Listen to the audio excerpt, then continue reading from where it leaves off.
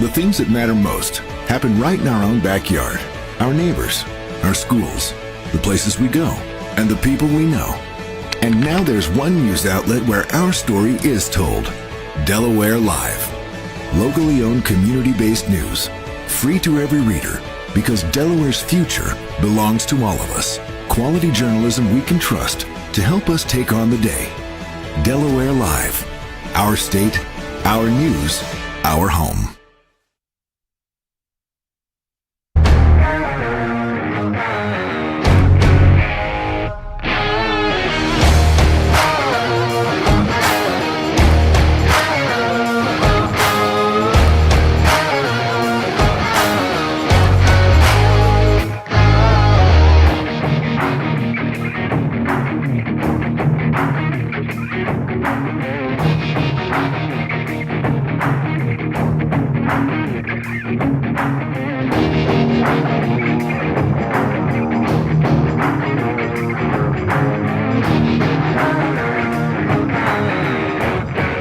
Local sports now. It's the 302 Sports Friday night downstate game of the week. Welcome to Delaware's premier high school football pregame show, brought to you by Sodell Concepts, 12 chef-driven restaurants on the culinary coast in southern Delaware. Now let's go live to your host of the Sodell Concepts pregame show, Benny Mitchell. The things that matter most happen right in our own backyard. Our neighbors. Welcome to the beach as we start the backside of the 2024 football season here in Delaware. Tonight is a top 5 matchup in Class AAA District 2 and a rivalry game. The number 3 ranked Sussex Central Golden Knights at 4-1 come to Lewis to take on the number 5 Cape Henlopen Vikings, also 4-1. These two teams are on track to return to the Class 3A state tournament in November, but tonight Sussex Central puts its 2023 District 2 title on the line, while Cape Henlopen, they have their sights set on a return trip to the state final game. These two teams split their 2 games last season, while the Golden Knights won the regular season game on their way to the District 2 title. The Vikings won in November to advance to the 3A state final. I know it's a football cliche, but tonight's game is going to be won in the trenches. Both teams have experienced offensive and defensive fronts. Whichever team dominates the line of scrimmage here tonight will go away with the win. Let me bring in my broadcast partners for tonight's game, Scott Cameron. Scott, welcome back to the booth. And tonight we have a great Sussex County rivalry with 2 top 5 teams in Sussex Central and Cape Henlopen. Thanks, Benny, and thanks for having me. It's great to be back here at Cape Henlopen at Legend Stadium. We're going to see an old-school rivalry, Sussex Central against Cape Henlopen. And I think anybody who watched the games last year circled this date on their calendar, Benny. You're going to see a knockdown, drag-out, and I know Sussex Central has been looking forward to this because they were on the short end of the last time they played. But also Cape Henlopen, they know that really the blue blood, the bellwether team in Sussex County is Sussex Central with their coaching stability and their wing tee. And tonight we're going to see if it was a fluke last time they played, or Mike Frederick has really got it figured out, and he's got a squad here that can really hang with Sussex Central. So we're interested to see how that's going to shake out. Both teams have 1 loss and are playing really well, but this is a marquee matchup, and I think there's a lot of interest from the community. Sussex Central is led by head coach John Wells in his 217 career victories. Wells is in his 30th season as head coach. He has won 2 state titles in 2018 and 2020. The recipe for success tonight is no secret, Scott. A lot of Malik Bell, the senior all-state fullback, who, if he has a typical Malik Bell game, will go over 1,000 yards here in Week 6. Defensively, they have to stop the passing attack of Cape Henlopen. Pass defense has been the Knights' kryptonite this season. Wells expects to have most of the players back from injuries last week, so while Sussex Central has been tested with an early, tough schedule, it came at a cost. His team is starting to show the wear and tear of those games. Yeah, and we were talking before the game, and a lot of this game's going to depend on not if, but when Malik Bell goes over 1,000 yards. If it's after the first carry, Cape Henlopen's going to be in for a long night. Coach Wells has really got him humming. Malik Bell is the man. He can score in a lot of different ways. He can catch the ball. He can catch it out of the backfield. He can run up between the tackles. He's a man among boys right now in Sussex County. But you mentioned it a little bit. The pass, very susceptible Sussex Central. We watched a lot of film on them, and they can make some adjustments and maybe set themselves up to to stop some of the pass from Jamison Tingle. But the running game of Cape Henlopen is also very strong. So we're going to see the little game within the game in the chess match, what kind of adjustments Coach Wells is going to make and how Coach Frederick's going to respond. Cape Henlopen head coach Mike Frederick is in his third season. He has a record of 17-12. He is 1-2 versus the Golden Knights. Offensively, the Vikings are fairly balanced, but do have the ability to go through the air a bit more with the sophomore quarterback Jamison Tingle. Tingle's a dual-threat quarterback, but I think he may have to spread the ball around tonight a little more for Cape Henlopen to have success. Defensively, it's easy to say, slow down Malik Bell, who's averaging 189 yards per game. Then turn your attention to Will Harmon and Jawan Sturgis. Scott, Malik Bell is 80 yards away from 1,000. That's what they got to stop here tonight. Absolutely. And Cape lost 13 seniors from their team that was in the state finals last year, but they reloaded. They lost the likes of Brent Scott and Marquis James. But they have some guys back on defense. I really like Zane Colburn, Anthony Francis, Tyrone Handy. The line is the strength, and we talked about it. Will that offensive line and defensive line for Cape Henlopen be able to impose their will? They have Bodie Frederick, among others. We're going to be watching Jaden Messick and Quandrell Richards and Ken Jamison Tingle get the ball out of his hands and not get pressured. So there's a lot of interesting things to watch in this game, and I think you're going to see a big crowd here tonight and a lot of people really excited for it. Folks, we're going to take a commercial on timeout. When we come back, we'll be looking at the Arena Deli players to watch in tonight's game. We'll be right back after this commercial timeout. Matt's Fish Camp has 3 locations, all conveniently located on Route 1 in Lewis, Bethany Beach, and Fenwick Island. Matt's serves fresh seafood, coastal classics, and Sussex County comfort food. With an array of camp cocktails, craft ales, and a carefully selected wine list, there's something for everyone on the menu. Matt's is the place you can bring your family for dinner, grab lunch during the week, or hang with friends at happy hour. Each location offers unique outdoor dining and a raw bar featuring fresh, local oysters. Open daily for lunch and dinner. Stop into Matt's Fish Camp in Lewis, Bethany, or Fenwick. Matt's Fish Camp has 3 locations, all conveniently located. Clubhouse at Baywood is a full-service restaurant and is the premier wedding and event venue in coastal Delaware.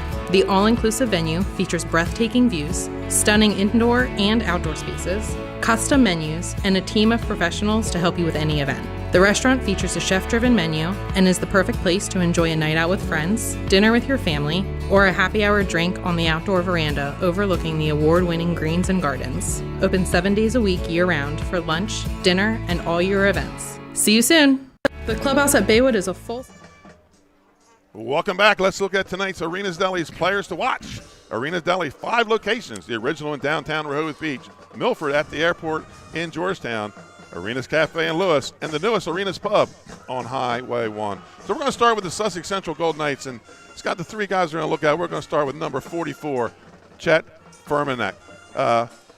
Furmanek has 18 tackles, 4 for a loss, and 1 sack, and that was a safety last week against Appoquinimec, and he's coming in a reserve role. He's playing for Rodriguez Costa, but I have a feeling when Costa comes back from injury, this guy's going to be in the lineup for the rest of the ride. Yeah, and we have that feeling too. The other guy we're going to watch, number 7, Will Harmon. He's a junior. I feel like he's been playing forever, though. He's a running back and D-back. He's got 50 carries for 379 yards, Benny, and 6 touchdowns, plus he's got 2 catches.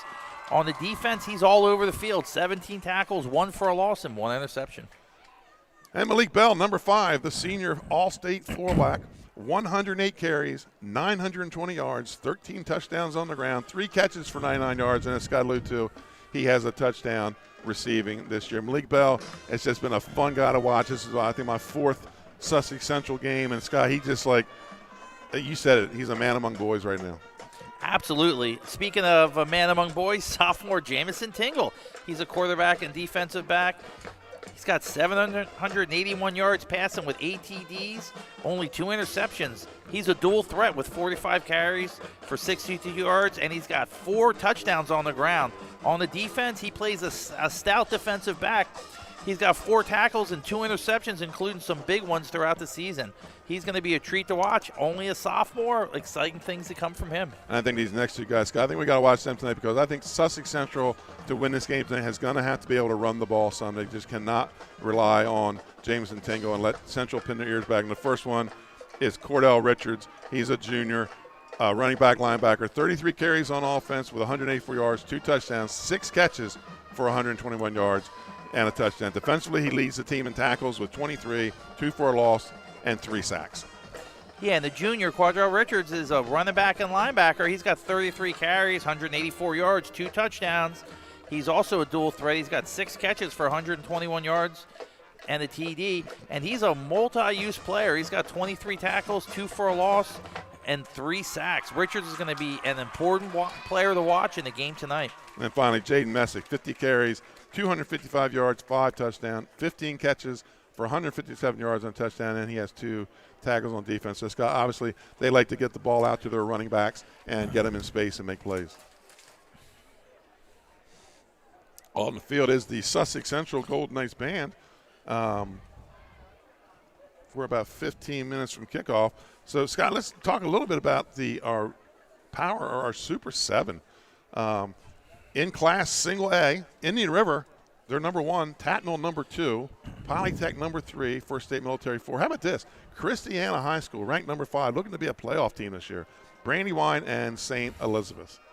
In Class 2A, we have Caravel Buccaneers, who I feel like they've been a strong team for several years now. Archmere is number 2, Woodbridge number 3, Redline sneaking in at 4, DMA at 5, Delmar at 6, and the always tough Laurel Bulldogs are number 7 in the Super 7 Class AA. And we're going to see them next Saturday when they play Milford on homecoming. And in Class AAA, the division we're playing in here tonight, the defending state champ Slasianum is number 1.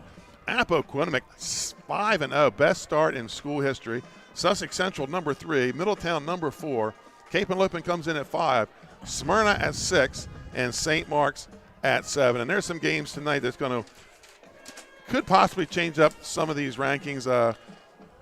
Smyrna is down, they're at Cesar Rodney. They've just struggled this year, but they had a really tough start to their schedule. Some games around the state tonight that we're going to be keeping our eyes on. St. Mark's is at Appoquinimink at 7 o'clock. Cesar Rodney at Smyrna at 7. Hodson at Middletown at 7. Woodbridge at Milford, 6 o'clock start. Laurel at Seaford, the 130th playing of the Laurel-Seaford game at 6 o'clock. Lake Forest at Delmar at 7. Indian River beat Brandywine last night. St. Mark's at Appoquinimink at 7. And St. George's at Dover. That's going to be an interesting game. Red Lion and DMA play tomorrow. Scott, 130 times Laurel and Seaford. Talk about down-home tradition. Absolutely. And it's good to see some non-traditional teams or maybe teams that have been out of the rankings for a while get bumped back up. It's good to see some of those big public schools competing in some of these different categories. So I like the three. I like the three districts. I like the 3 classes. Well, and look what districts. it's done. I mean, I did a game at Polytech a few weeks ago, and bleachers were full. Christiana is playing for a playoff spot for the first time, and I couldn't even tell you how many years. I know a lot of people didn't like. I was a skeptic, and now that I'm seeing what it's done, I think what we have to do in the long run is limit the number of teams that are in single A. You know, so yeah, move them up when they play well. Start moving teams up. Coming into tonight's game, Sussex Central they've played even though both teams played 3 2A teams coming in, but Sussex Central they played Laurel ranked, Woodbridge top 3, and then who was their other AA game? Oh, DMA up north. Losing last week, you know, as John Busby said, Appo was 1 yard better last week. You know, this week coming in, Capes.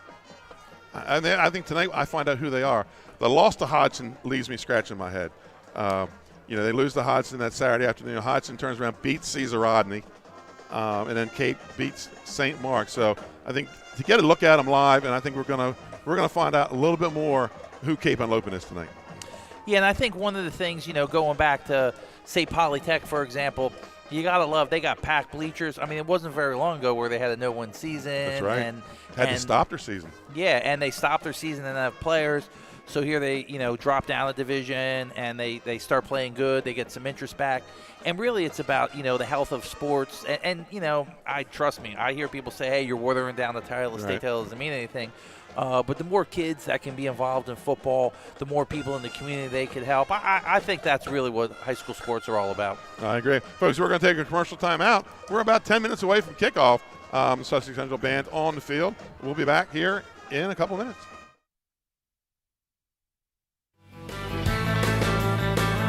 Welcome to Surf Bagel.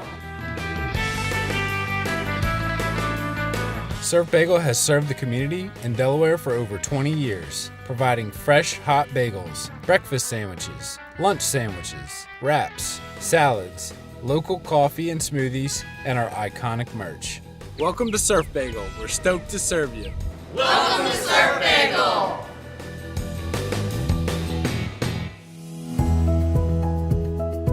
First State Orthopedics has 46 physicians and 22 physician's assistants at 16 locations across the state of Delaware. We provide both surgical and non-surgical treatment for a variety of orthopedic conditions, are specially trained in current state-of-the-art techniques. We serve as team physicians for over 20 high schools, Wilmington University, and many local recreational and competitive leagues. Our doctors are readily available to all local emergency departments, medical aid units, and urgent care centers for consultation and treatment. Give us a call today at 302-731-2888 or visit us online at firststateortho.com. Welcome to Premier Physical Therapy and Sports Performance. We're a locally owned outpatient physical therapy practice with convenient locations in all 3 counties in Delaware. At Premier, we have experienced physical therapists with advanced credentials, but their hospitality, passion, and enthusiasm is what makes the difference for you. Find our convenient locations at premierptsp.com. You may have tried physical therapy, but have you tried Premier? Looking to stay cool this summer? At Barclay Heating and Air, we're dedicated to keeping your home comfortable year-round. Family owned and operated, we provide trusted residential heating and cooling services to customers across central Delaware. Our experienced technicians offer reliable maintenance and repairs on all major brand HVAC systems. From air conditioners and ductless systems to heat pumps and furnaces, we also sell and install top quality units. No matter your needs, we're committed to getting the job done right with honest and timely service you can count on. Invested in our community, we're proud to help families in more ways than one, sponsoring and donating to many local programs and organizations throughout the area for dependable HVAC services. Give us a shout or a bark at Barclay Heating and Air.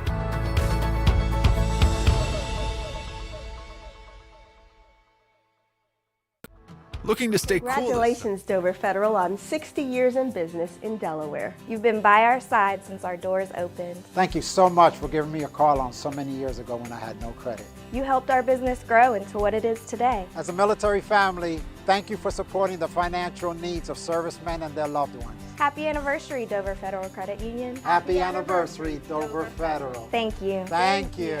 Local people, local decisions, Dover Federal. Welcome back to Lewis, Delaware. You're watching the Sodell Concepts pregame show on Delaware Live Sports, powered by 302 Sports, as we're getting closer to the kickoff for Friday night's downstate game of the week. Let's time to talk about the X's and O's. So let's talk about what the Golden Knights have to do tonight to be successful. Scott, they need to stay on schedule, limit the penalties. They need to feed Malik Bell. Yeah, and of those 3, I'm going to have to say number 3 is the most important. Right. And that's feed Malik Bell. Don't get holding penalties. He doesn't need you to hold. He's going to get through the hole and stay on schedule. I think that's the most important thing is to keep a clean stay on schedule. And Cape Henlopen, the Vikings, they need to win the line of scrimmage. They need to contain Bell and get off the field on 3rd down.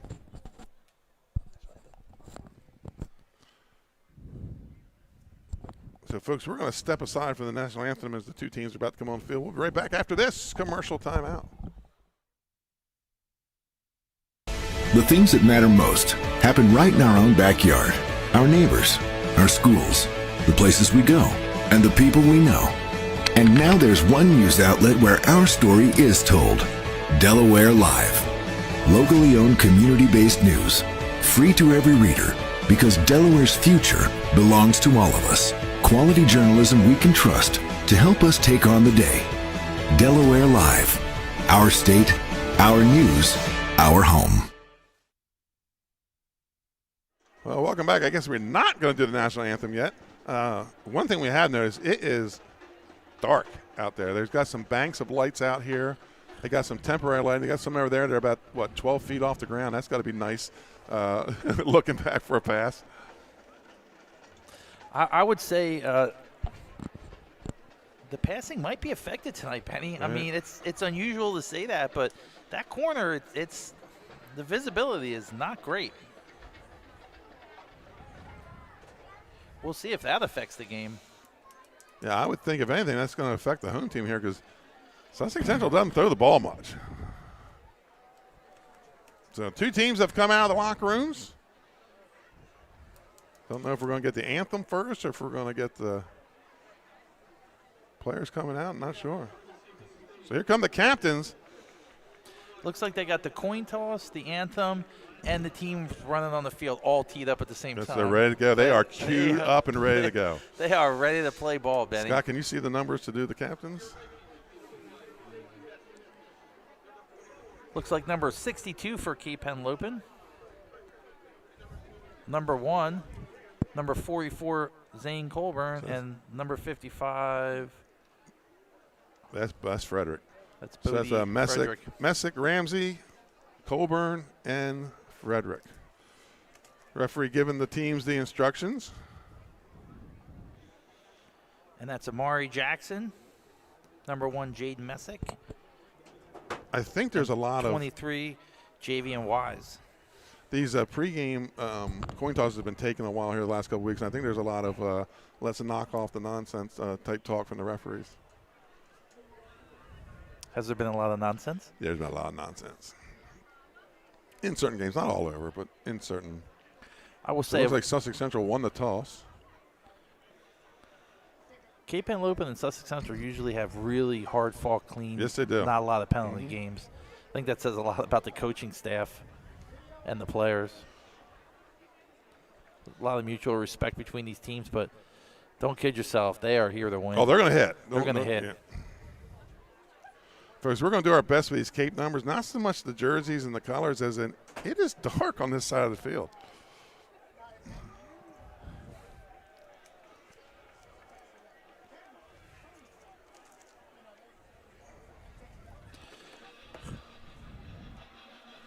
Also out there is a captain, Jawan Sturgis, number 6. He's a senior for He could be key tonight.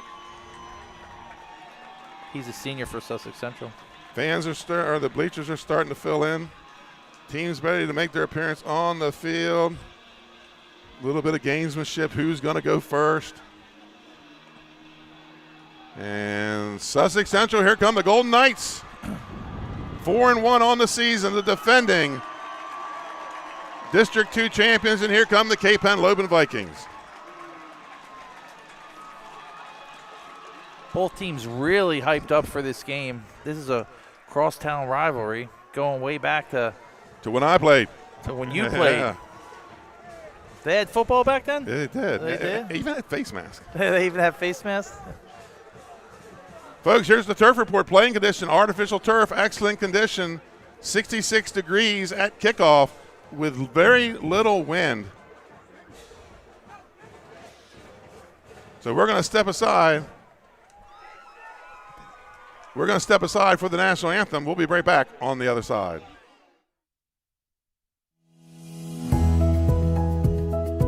First State Orthopedics has 46 physicians and 22 physician's assistants at 16 locations across the state of Delaware. We provide both surgical and non-surgical treatment for a variety of orthopedic conditions, are specially trained in current state-of-the-art techniques. We serve as team physicians for over 20 high schools, Wilmington University, and many local recreational and competitive leagues. Our doctors are readily available to all local emergency departments, medical aid units, and urgent care centers for consultation and treatment. Give us a call today at 302-731-2888. In life, some things just go together. Like a burger and fries. And home and auto insurance from State Farm. So make it a combo. Combining your home and auto insurance could save you time and money. And who doesn't like that? Just call State Farm agent Juwan Johnson and find out how you could start saving today. It's just another way we're here to help life go right. For over 15 years, our company has been building homes in Sussex County, Delaware. We offer a completely comprehensive program for our customers that makes building a new home enjoyable. At Capstone Homes, we have access to lots in our amazing communities or through our realtor partners. Visit with our team of professionals for a completely comprehensive experience. We can handle absolutely every part of building a new home for you and your family. Create your new home. Create a Capstone home. Prevent unwanted house guests from invading your home. With cold weather coming, overwintering pests are headed inside. If you're not proactive, you could be left with a pest problem. Expertise is needed to inspect, identify a problem, and offer environmentally sound solutions like active pest solutions. Prevention is the key to stopping cluster flies, stink bugs, crickets, and mice from entering your home. Protect your home with a proactive pest plan. Contact Active Pest Solutions, your local pest expert. For more information, visit Delmarva Expert. And welcome back to Cape Henlopen High School. Benny Mitchell here with Scott Kammerer, Brandon Hall, Donald Flowers, and Owen Smith on the cameras. Matthew Westcott will be assisting our crew tonight. Darwan Pitts with still photography. Your halftime and post-game stats brought to you by Win the Day Planner. Our statistician is Dave Marvel. I want to thank the following for their sponsorship this year: Barclay Heating and Air, Capstone Homes, Jawan Johnson State Farm, Active Pest Solution, Louis Pizza, Win the Day Planner, Sodell Concepts, Arenas Deli, Surf Bagel, Delaware Federal Credit Union, and A Precise Touch. And tonight's opening kickoff brought to you by A Precise Touch. It's a premier custom home builder located in Lewis, Delaware, renowned for their expertise in new home construction, remodeling, and additions. APT is dedicated to turning your vision of an ideal home into reality with meticulous precision and superior craftsmanship. Partner with APT to experience an unparalleled quality and attention to detail in every residential project. Here we go with the opening kickoff. So the Golden Knights will kick off white helmets, all powder blue uniforms. Kicking off to the Sussex Central Golden Knights in the blue helmets and all white. And that's Malik Bell with the carry. Looked like they tried to keep it away from him, Benny, but he came up and grabbed it and picked up quite a few yards. So we're on Malik Bell watch. He is 80 yards from 1,000. And Sussex Central is not a team that has a lot of 1,000-yard rushers. They do not. Usually they spread the ball around pretty good with that wing T, but it looks like they really have a marquee back this year. 1st and 10 for the Golden Knights at their own 30. Under center, Josiah Cannon, the sophomore. He hands off to Bell. Bell right side. Runs into some blockers, pushes ahead. He's going to gain about 2 on the play. Yeah, and it looks like number 50 on the tackle for Cape Henlopen. That's Robbie Payton. So gain of 2 on the play. Brings up 2nd and 8 for the Golden Knights at their own 32-yard line. Again, Sussex, Cape Henlopen in the white helmets and powder blue jerseys. Sussex Central blue helmets and they're all white road uniforms. Middle linebackers very active for Cape Henlopen. Buck sweep to Harmon. He's got some running room off the right side, breaks the tackle, and he's going to be taken down after a 1st down. Really got to the 2nd level. That's going to be a problem, Benny, if he's going to get blocking and get into the 2nd level of Cape Henlopen on carries like that. That was a play that was not really working for them last week. It was short yardage, but they weren't able to break it for 1st downs. It was all Malik Bell last week, 39 carries, over 200 yards. Yeah, that was 21 Andre Mosley on the tackle. He's a junior for Cape Henlopen. 1st and 10 for the Knights at their own 46. It's going to be Bell again up the middle. Has some running room. He's at the 30, the 20, the 10. Touchdown, Sussex Central. Malik Bell goes for 56. Scott, he's gotten even closer to 1,000. Yeah, Malik Bell put his hand up on the 10, and he was gone, Benny. Yes, he was. Not your prototypical fullback. No, he really got to the 2nd level in a hurry. Then it was just a foot race between him and the defensive backs for Cape Henlopen, and nobody had the angle. So Sussex Central strikes first, 10:44 to go here in the 1st quarter. Malik Bell already with 58 yards. He was 80 shy coming into the game of 1,000. We said one of the big questions was going to be not if, but when and how quickly did he get to the 80 yards. So, Benny, it looks like he's on a roll right now. Right. This kick brought to you by APT, A Precise Touch. Good snap, kicks up. It is good. It is deep. That is number 35, Rodney Escobar Gonzalez with the extra point. Scott, it was so quick. We're going to stay right here. 10:44 to play, and the Vikings strike, the Knights strike first. And Cape Henlopen's going to get the ball back, but you got to think, Benny, that's got to be a nightmare start for Coach Frederick and the Cape Henlopen Vikings. But the one thing we've seen out of them is composure right. And an ability to get the team settled. I think in years past maybe they would have folded a little bit, but we're going to see what really Cape Henlopen's made of tonight. A lot of adversity when Malik Bell's running the ball 3, 4, 5 times a possession. 2 carries already, 58 yards. And here comes the Golden Knight kicking team. Scott, can you get numbers? I know you got binoculars. Who is back to return here for? I'm going to have to depend on your binoculars tonight.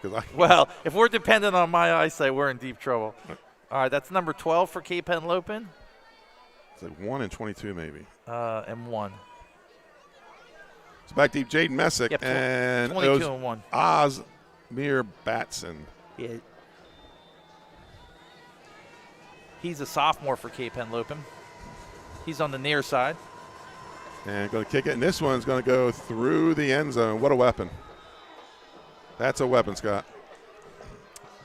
I mean, when you have that kind of kicking ability of the high school team, it gives you some flexibility on coverage. So here come the Vikings, their first possession of the game. Cape Henlopen 4-1, led by quarterback Jamison Tingle, the sophomore. And we've seen a lot of promise out of Tingle. He's definitely a dual-threat quarterback, Benny. He can run. He's got a great arm. He sees the field well. And he's got some horses up front protecting him. 1st and 10 for the Vikings at their own 20. They trail 7-0 just a minute 15 into the game. We said one of the big questions is, could they contain? You're not going to stop Bell, but can you contain him? And that Slow first him down drive was not a great example of that. Trips to the near side, looks out, throws out to his running back. He's got some running room out to the 25. He's going to be out of bounds, close to a first down. And that's number 1, Josiah Johnson. He's a senior in on the tackle for Sussex Central. So first down for Cape Henlopen.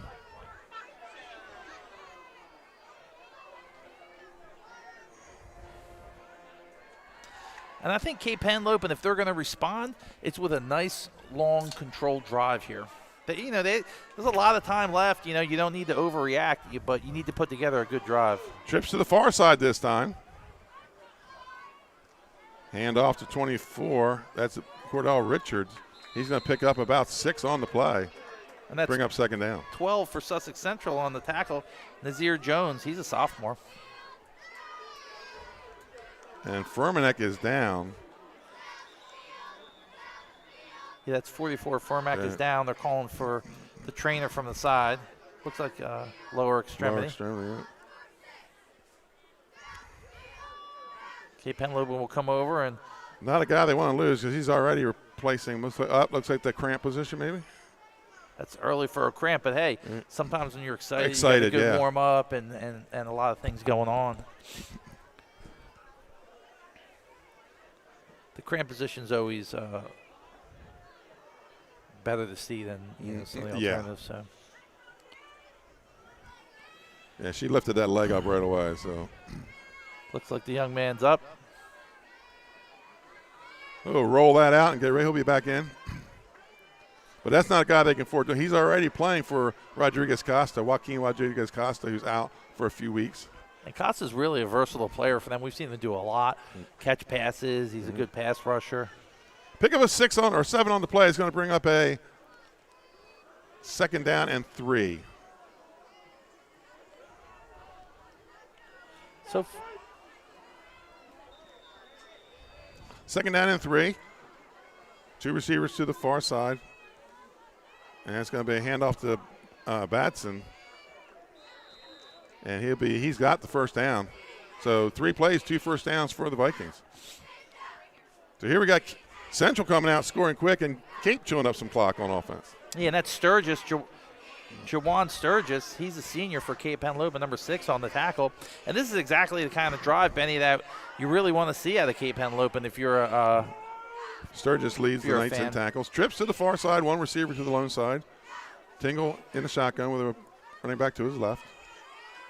Takes a snap, looks out to Messick, and Sturgis has him in the backfield. Sturgis sniffed that out and just absolutely had closing speed on that play. Yeah, we said Sturgis, he leads the Golden Knights in tackles. And you really got to say that's the first play that Sussex Central really stopped them cold. I'm sorry. Pucci leads the team. Sturgis has 28 tackles coming into this game. 5 tackles for a loss. Make that 6 tackles for a loss in the season. Second down and 11 for the Vikings. I haven't seen them throw downfield at all yet. Yeah, Samuel Pucci, he's a senior, number 23, leading tackler for Sussex Central. They haven't aired it out yet, Benny.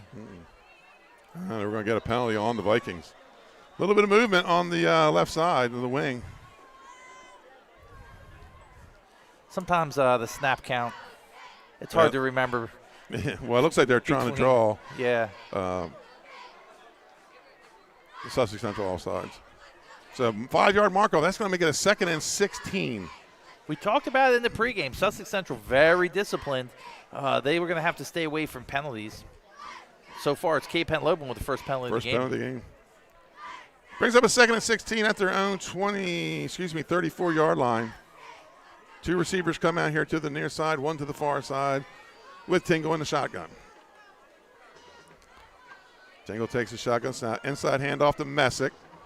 And breaks, gets back to the original line of scrimmage. Going to bring up a 3rd and 10. Yeah, and that's 6 Sturgis on the tackle again. He's just scraping across the line, making plays.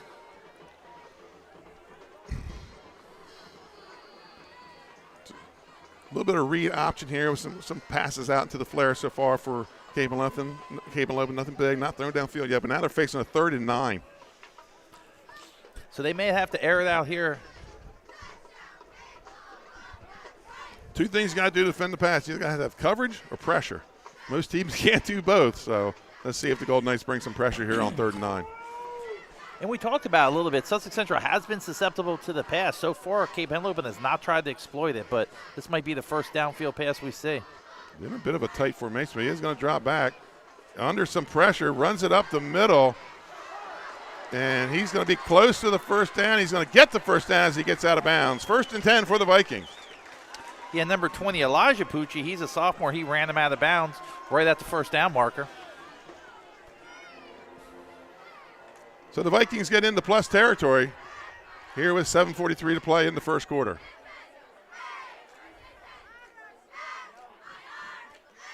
We said, told you coming in, Scott, this game is going to come down to the line of scrimmage. 2 experienced big lines. Cape's probably a little bit bigger on the offensive line. 1st and 10. 2 receivers comes wide to the near side. Dingle takes a snap. Inside handoff. That's to Messick, and Messick's going to be thrown. Looks like he threw him past the first down. Yeah, that's number 44 for Sussex Central. Firmanek back in after lower extremity injury early in the game, but he's back in and playing good. So in business, Cape Henlopen inside the Sussex Central 40 to the 38. 1st and 10. Cape. This is a tale of 2 totally different drives. Sussex Central just eating up ground with 3 or 4 runs and scored a long touchdown. Cape Henlopen just real methodical here, marching down the field. Then read option handoff to Batson. Batson spins away from a tackler. He's going to pick up about 6 on the play. Brings up 2nd down. That's Nazir Jones. That's his 2nd tackle of the game so far.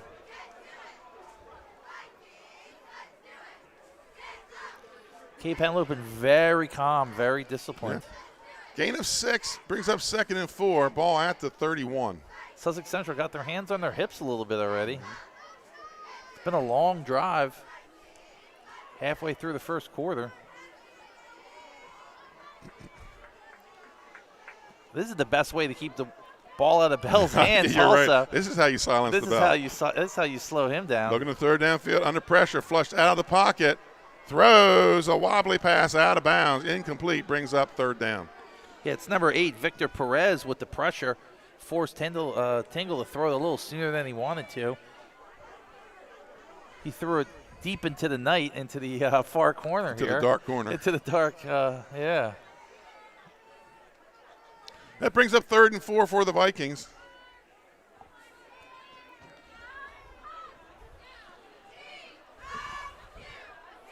And they're going to bring 3 to the near side of the field.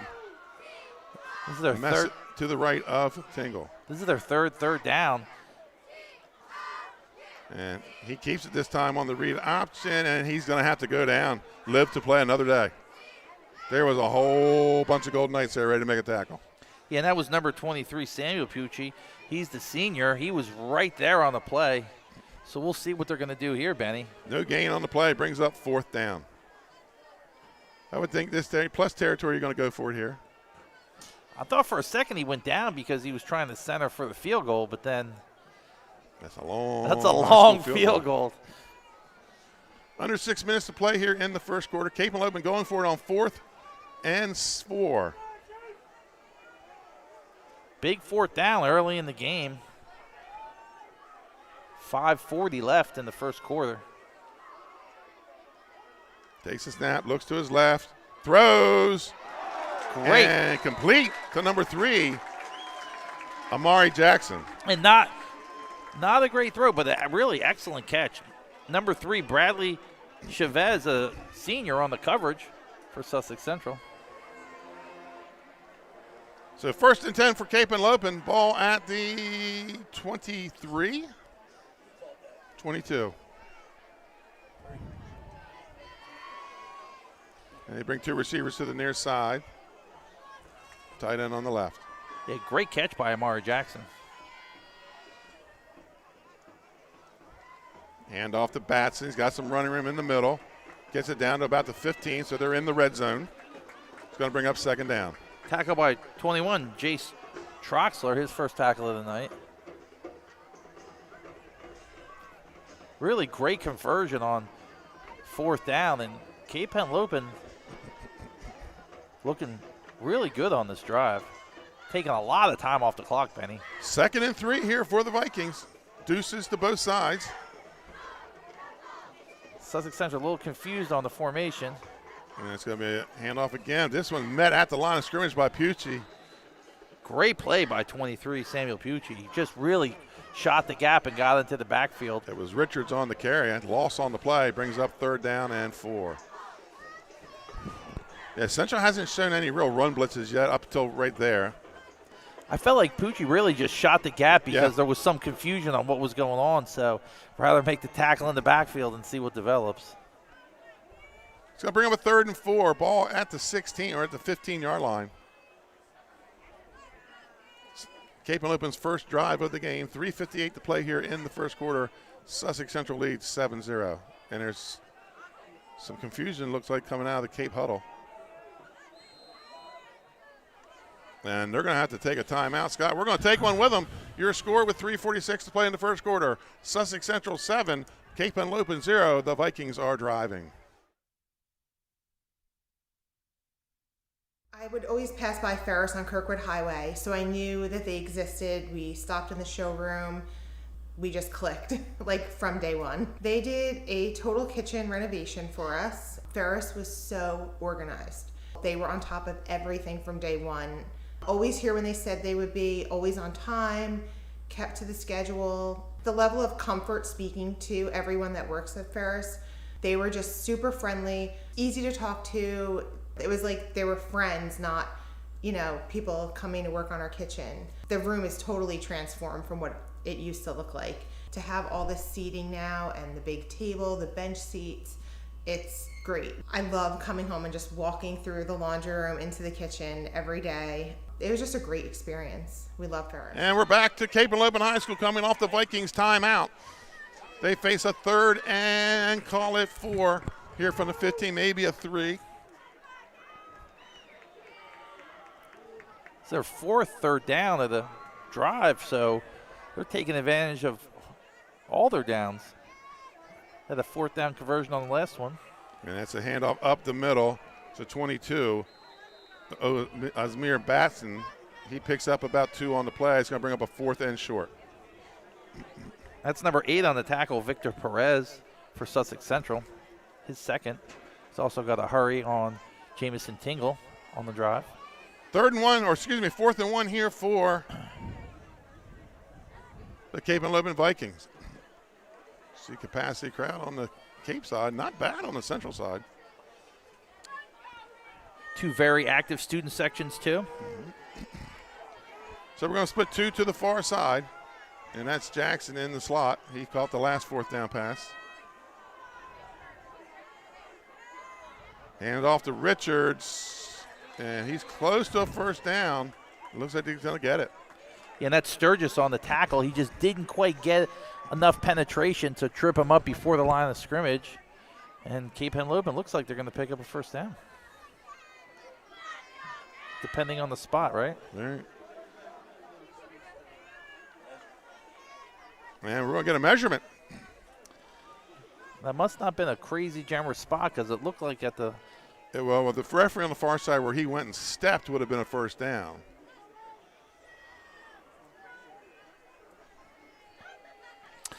Well, the line crew, I mean, the chain gang can earn their keep. Come out and do a measurement. Right? Yeah.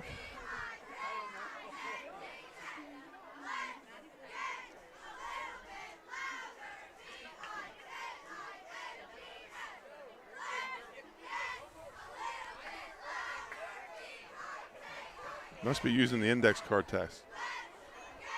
Both teams are saying it's their ball. And they're going to say first down. First down for the Vikings.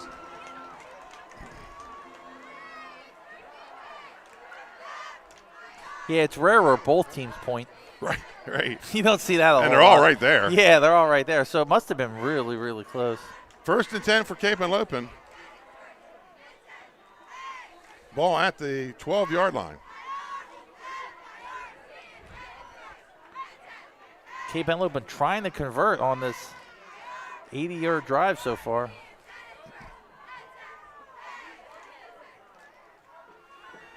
Looks for his receiver going out in the flats. He's going to roll left.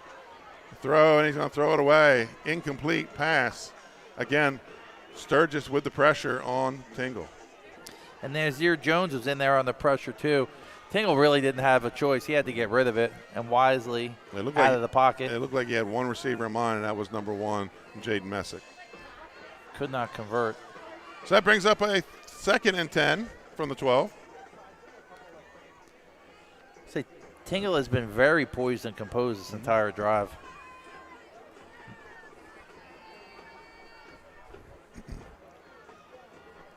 .230 to play here in the first quarter. Cape Henlopen 2nd and 10 from the 12.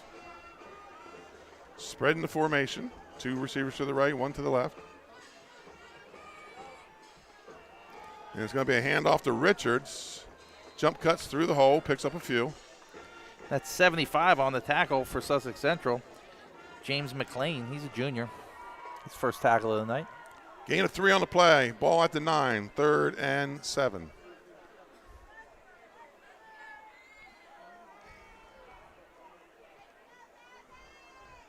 This drive has taken a little bit out of the Sussex Central defense. It's been a long drive. It's been a long drive, and we talked about one of the keys of the game are going to be one in the trenches, and looks like Cape Henlopen has the upper hand on this drive so far. First or second, 3rd down, and we're going to have another timeout for the Vikings. So we'll take one with them. Your score with 1:50 to play in the first quarter, Cape Henlopen 7, or Sussex Central 7, Cape Henlopen 0.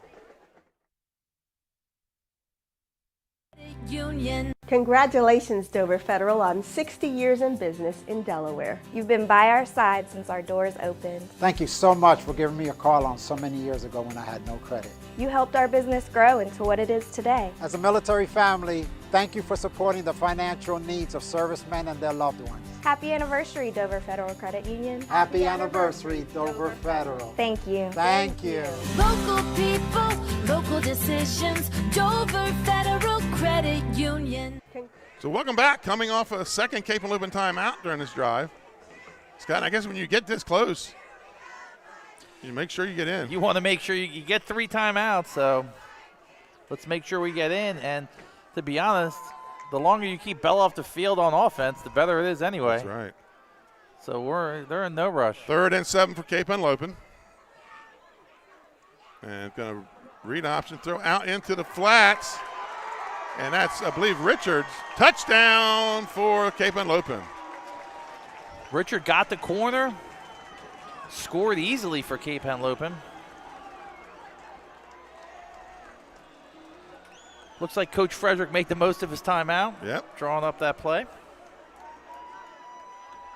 So really 2 completely different drives for these teams here. That's right.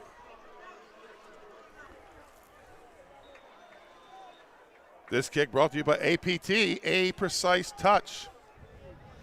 Custom home builder in Lewis, Delaware. Snap good, holds down, kick is up. It's good. We're all knotted up at 7 here at Cape Henlopen High School. We'll be back after this timeout. For 15 years, our company has been building homes in Sussex County, Delaware. We offer a completely comprehensive program for our customers that makes building a new home enjoyable. At Capstone Homes, we have access to lots in our amazing communities or through our realtor partners. Visit with our team of professionals for a completely comprehensive experience. We can handle absolutely every part of building a new home for you and your family. Create your new home. Create a Capstone home. And welcome back to Cape Henlopen High School. So with 1:44 in the first quarter, Cape Henlopen ties it up at 7. They'll be kicking it away as the Knights come back on the field. Looks like number 6, Trent Kaufman, kicking off for Cape Henlopen. Last one went to Bell. Bell back in the middle.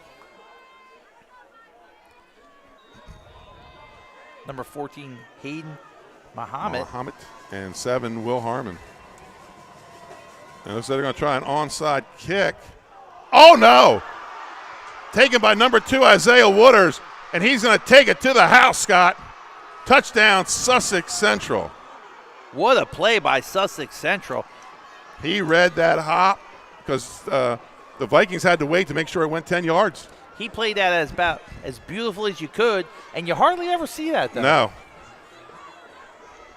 Sussex Central crowd very excited by that play. This extra point brought to you by APT, A Precise Touch.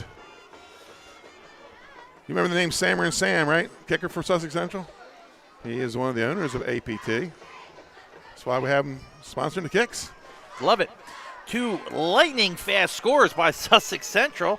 Their time of possession, very little with a lot of points. So on the kick is Rodney Escobar Gonzalez.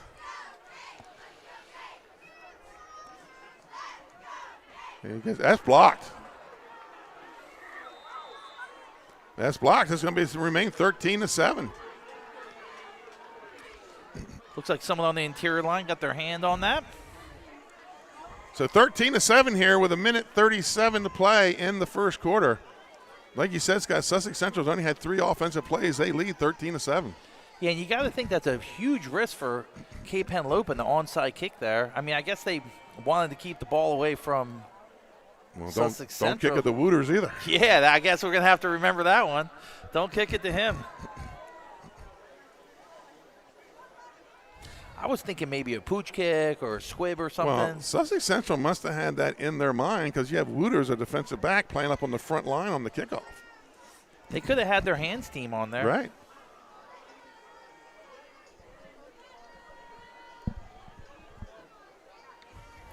I will say that is not how they drew it up. No. And, you know, sometimes in these big games you got to roll the dice and something comes up big for you. So, you know, you can't fault them too much, but sometimes you got to think, look, let's just kick it deep, kick it out of the end zone, and let's get on defense and see what we could do. Escobar Gonzalez on the kick for the Golden Knights. So here we go. We got Messick and Bateson. And that's another deep one. This one's going to go to about the 4-yard line, taken by Messick. He's got a wedge up the middle, but oh no, number 14 with the big form tackle. That's Hayden Muhammad. Hayden Muhammad with a great tackle. You think they'll switch the kickoffs to the NFL style kickoff? I hope not, because I hate watching that. Yeah, I'm not too crazy about that either. I don't quite understand that one. I guess it's cutting down on injuries, though. Right, true. I talked to Dan Reeder one time, who played special teams in the NFL for the Steelers, and he said you would not believe the toll that just takes on your body. You know. Yeah, and it's like a car crash. You know, 10 times a night. Yeah. I mean, you hold your breath a little bit when you see guys flying down the field like that. So the ball gets it out to the 20. 1st and 10 for the Vikings. And it looks like we might have a penalty.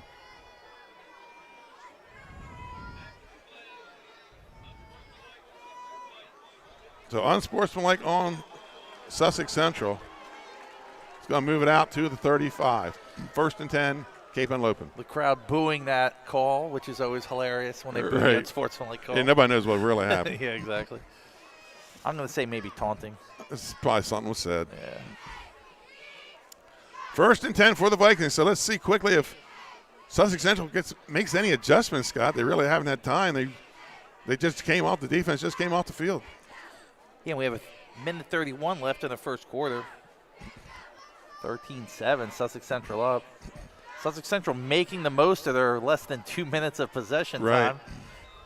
Cape Henlopen has had the ball the rest of the quarter.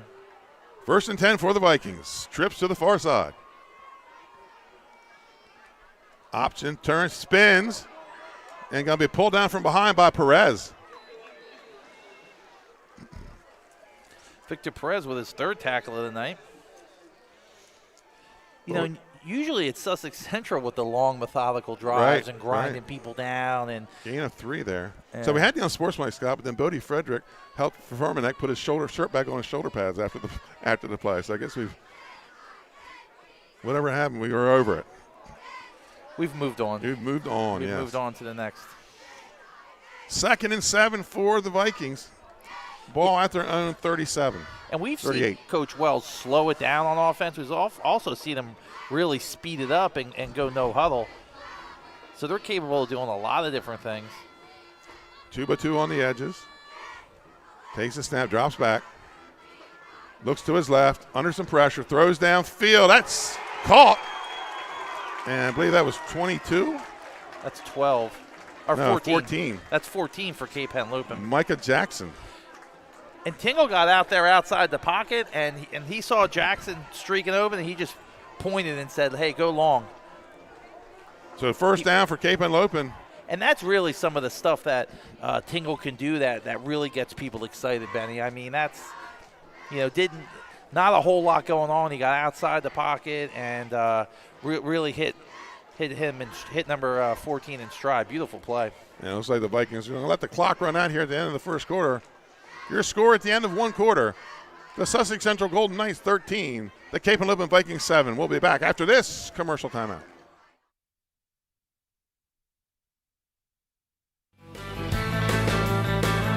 Welcome to Surf Bagel.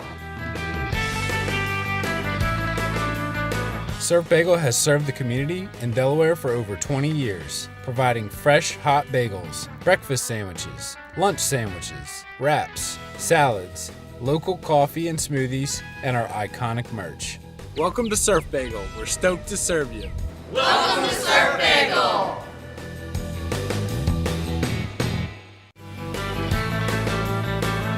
Welcome to Surf Bagel.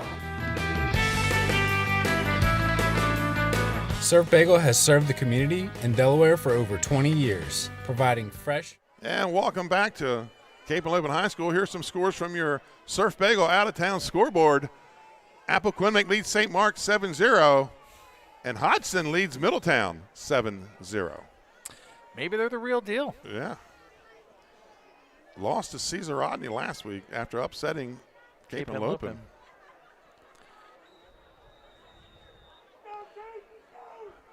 I watched Appoquinimink a little bit on tape. They look good.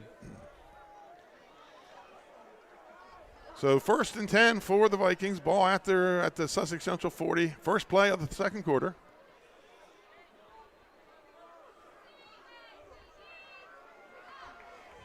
And 2-by-2 on the edges.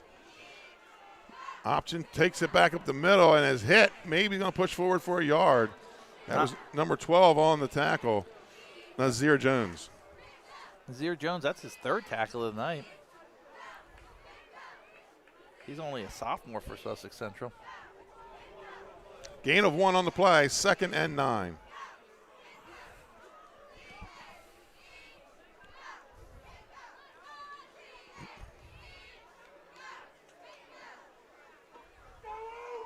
Trips to the far side of the field. Richards to the right of Tingle. Hand off to Richards. And he's going to pick up about 5 or 6 on the play. And it's going to bring up a 3rd down. That's 75 on the tackle for Sussex Central. James McLean, his 2nd tackle.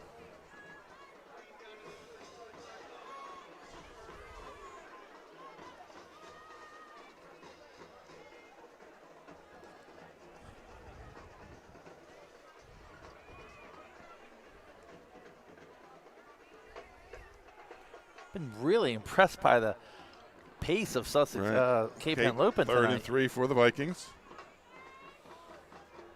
And a little counter play coming back, and he's got the 1st down, close to it, inside the 30. And it's going to be 1st down, Cape Henlopen, just inside the Sussex Central 30-yard line. Yeah, and 44, Chet Furmack on the tackle. Kind of rolled forward into the 1st down.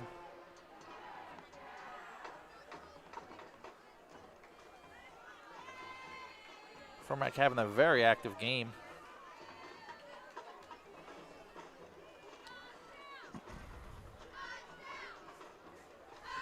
First down for Cape Henlopen, ball at the 30. A good slot to the near side, short side of the field. Read option again. And there's going to be a flag on the play, and that's usually holding, Benny. That's 21, Jace Troxler on the tackle.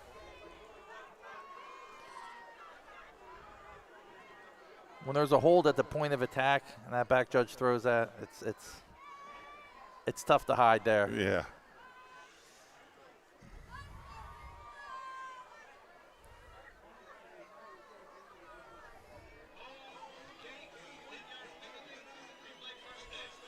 So it's going to be a 1st and was it at the line of scrimmage? So it'll be a 1st and 20. He said they're going to replay the 1st down. I mean, 1st and 20 here.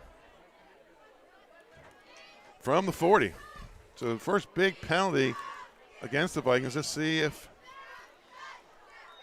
it affects them here on this drive. The unsportsmanlike was the other penalty. That was, really affected things. Really kick-started the drive here. After, you just made a great tackle on a special teams play. Sometimes in rivalry games, it's hard. It's hard to rein it in a little bit. 1st and 20. Same formation. Tingle takes the shotgun snap, drops back. Under some pressure, flushed out of the pocket, rolls to the right. Furmack on his back, incomplete pass. Furmack in hot pursuit. Intended for Richards over around the 15-yard line, brings up 2nd down. Richard did a good job of coming back to the quarterback and getting open on the sideline. He was there. They just couldn't connect. So that's going to bring up a 2nd and 20 for the Vikings. 9:22 to play here, 2nd quarter. One of the keys of the game was Cape Henlopen had to stay out of these long downs and be forced to throw. 2nd and 20 is about as throwing down as it gets. Yeah. Though Central has not been able to stop the pass much. 2nd down. Got a slot to the far side. Tingle takes the snap, hands off to Messick. He's wrestled out of bounds. And a late flag on the play. That was number 1, Josiah Johnson with the tackle. His helmet came off on the play. Well, that may be against Sussex Central. I wonder if it's a face mask.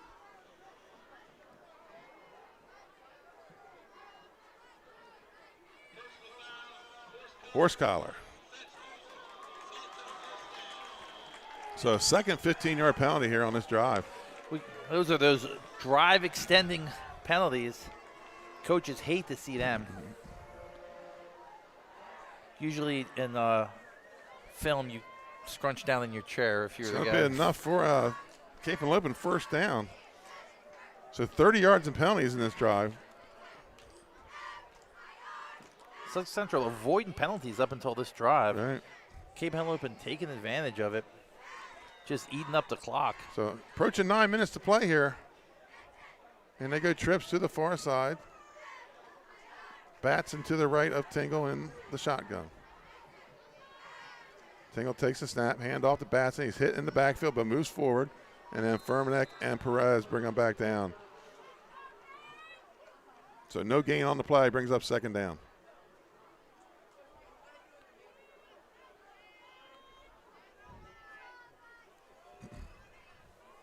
That light about 12 feet off the ground, Scott, is right in my eyes right now. Reminds me of the Little League when the car's in the outfield. Yeah, late in this year, getting some practice in. Yeah, that's exactly what it feels like. So the ball down at the 18 in the red zone for the second time for the Vikings. 8:14 and counting, second quarter. Sussex Central leads 13-7. There's a lot of adversity in this game for the commentators. Yeah. A lot of adversity. Yeah. Dark in one corner, lights in our eyes in the other corner.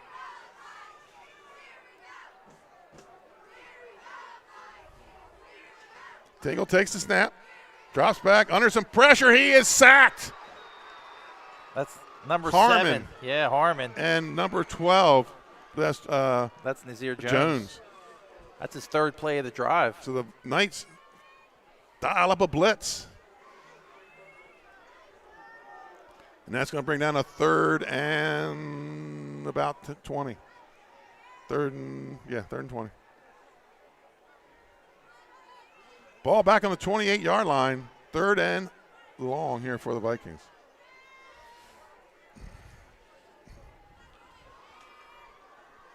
Vikings kind of imploding a little bit on the. Both teams in this drive. There's the 2 penalties for Cape, the sack. So trips to the far side. Messick to the left of Tingle. Tingle in the shotgun. Cape Henlopen was rolling until they got into the red zone here. Tingle drops back, looks right, throws to the corner. And that's incomplete. And that was number 7, Francis was the intended receiver. He was kind of getting turned around, Scott. Yeah, he didn't know the ball was coming. Yeah, he looked like he turned the, kind of looking for the ball, and he's in double coverage. Right. Probably not, not a great situation, and Tingle threw it where only one guy can make the play. So 4th and 20 at the Sussex Central 28. 6:52 to play, second quarter. Scott, we've played almost 20 minutes.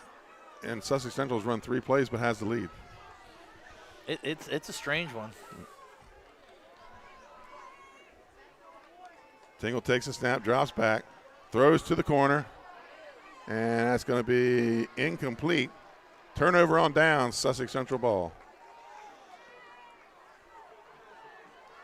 Yeah, sometimes that throw, is almost like a punt. Yeah. Too. They put it up in the air. And so, Scott, we said during the commercial timeout while we were off air, we said that it might be a stop that changes the momentum or wins this game. And there's the first stop of the game.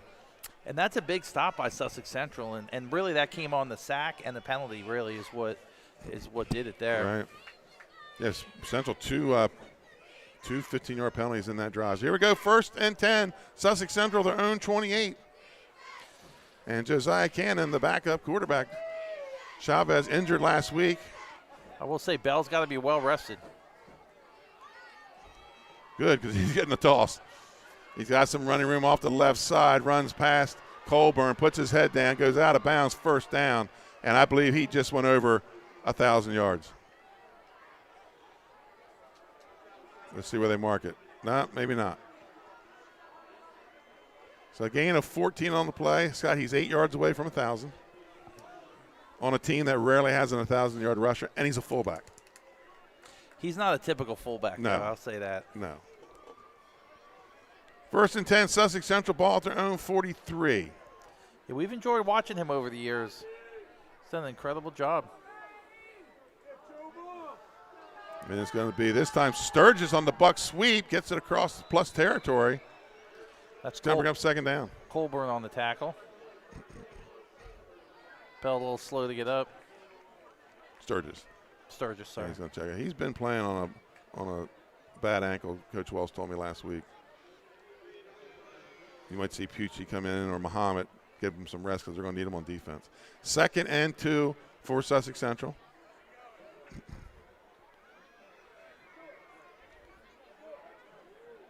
Toss the Bell left side. Got some running room inside to the 40. Gain of 8 on the play. Congratulations, Malik Bell. 1,000-yard rusher in week 6. Yeah, Colburn on the tackle again. 24 also in a tackle for Cape Henlopen. That's Richards. 1st and 10 for the Golden Knights. They're just chewing up yardage. Yeah. Ball at the 41 of Cape Henlopen. You just feel every time he touches the ball, there's a potential to break it. Yeah. Mm-hmm.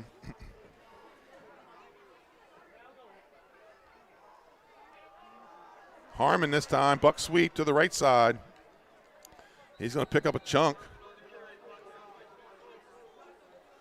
Right now, Scott, the Golden Knights, they're not getting touched until the next level. They're getting through. They're getting 4 or 5 yards before anybody touches them. Harmon's a real threat, too. Well, we have a penalty. I don't even see a flag. Okay, there it is, back there by the 48, the 39. So that's going to be a hold on the Golden Knights, I'm sure.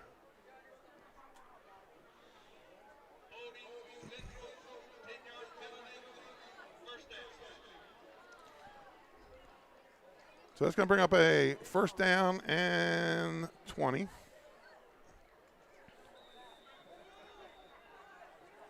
A lot more penalties in this quarter. Yeah. Both teams, yeah. Big ones. Big ones. The wing T formation. Muhammad in now at the wing. And there's the counter crisscross, the reverse. Muhammad with some running room down the left side. One guy to beat. Takes it down inside of 30. I think he got the 1st down, Scott. A guy that doesn't get many carries comes in and gets the 1st down. And he is a speedster. He got around that corner on the reverse, and that's number 10, Brady Schnupp, on the tackle for Cape.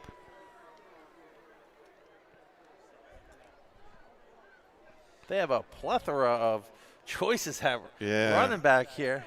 What's up? I thought I recognized. They always have a stable. So 1st and 10 for Sussex Central. It's going to be up the middle with Bell on the guard trap.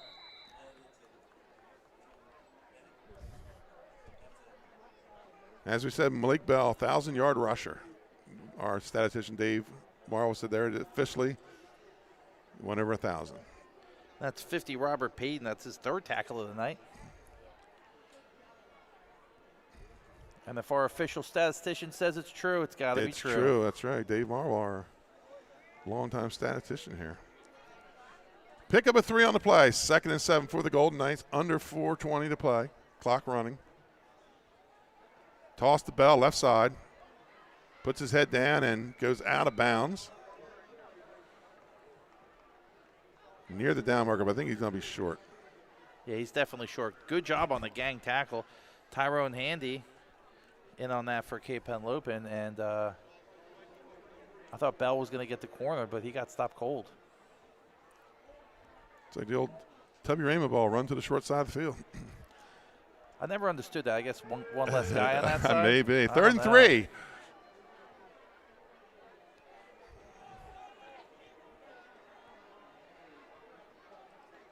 Bell, left side, dances through the hole. And he's got another 1st down for the Golden Knights. Ball in the red zone. I mean, that was a big play for Sussex Central right there to keep this drive going. These are the Sussex Central drives we're kind of used to, where they like to use up, most of the clock. I've had 4 or 5 different ball carriers on this drive, and all of them have been productive. 1st and 10 for Sussex Central. That's a sign usually that your line's blocking really well. With Muhammad running well, we probably might not see Sturgis on offense the rest of the game. They probably would keep him on the defense. Buck sweep with Harmon. Harmon breaks a tackle, ball on the ground, but the Golden Knights get on it. When their lineman saw it, came back and covered it. Number 71 for Cape Henlopen. Sussex Central, Bernardo McKinney, sophomore. Harmon's dangerous when he gets to that 2nd level. correction, 77, Michael Toomey, the junior. So he still gets a pickup of about 5. And Sussex Central, untraditionally this year, Scott, if they have suffered from fumbleitis. That is not something good to suffer No. from. I'm sure Coach Wells is not happy with that diagnosis. Ball on the ground Ball on the again. ground. Center quarterback exchange. So that's going to bring up probably a loss of 1, brings up 3rd down. Cannon recovered it.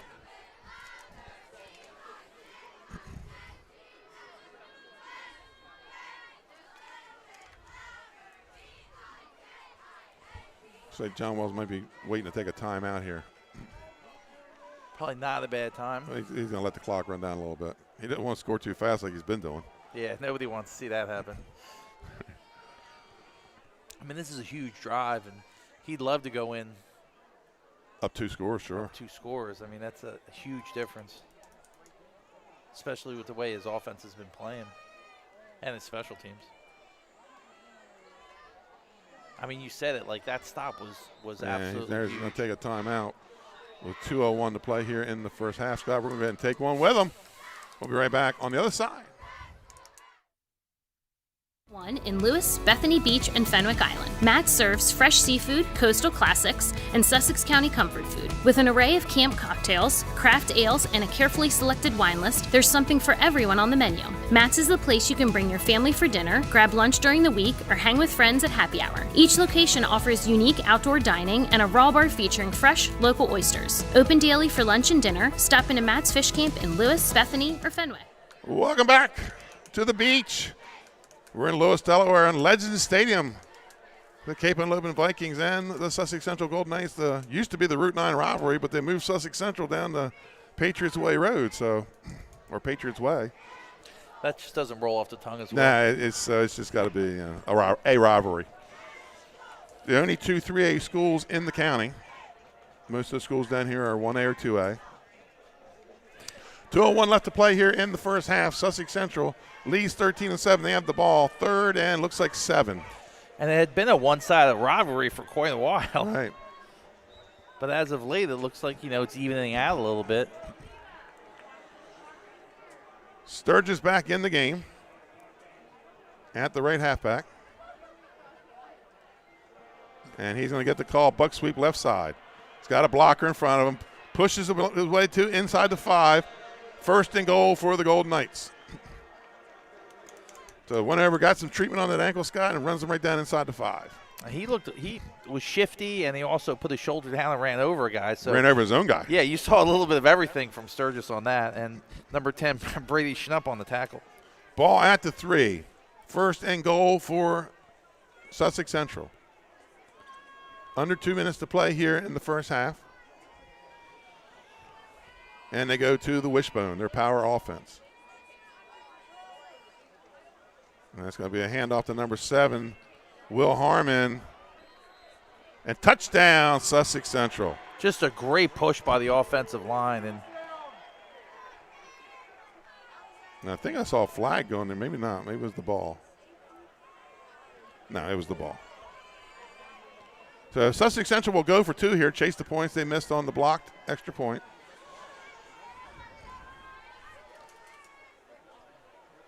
Minute 29 to go. Cape Henlopen will get the ball to start the second half. Yeah, and defensively, Cape Henlopen has not had a lot of answers for Sussex Central's offense. I mean, it is looked really impressive. So the Knights will go for 2 out of the wishbone. It's going to be a handoff to Sturgis, and he's got an easy path to the end zone. That makes it 21-7. Minute 28 to play. We're going to take a quick commercial timeout. Back with the last minute and a half of the first half. In life, some things just go together. Like a burger and fries. And home and auto insurance from State Farm. So make it a combo. Combining your home and auto insurance could save you time and money. And who doesn't like that? Just call State Farm agent Juwan Johnson and find out how you could start saving today. It's just another way we're here to help life go right. And welcome back to Cape Henlopen High School. Sussex Central getting ready to kick it away. Since they went for two, this will be the APT. Precise touch kickoff.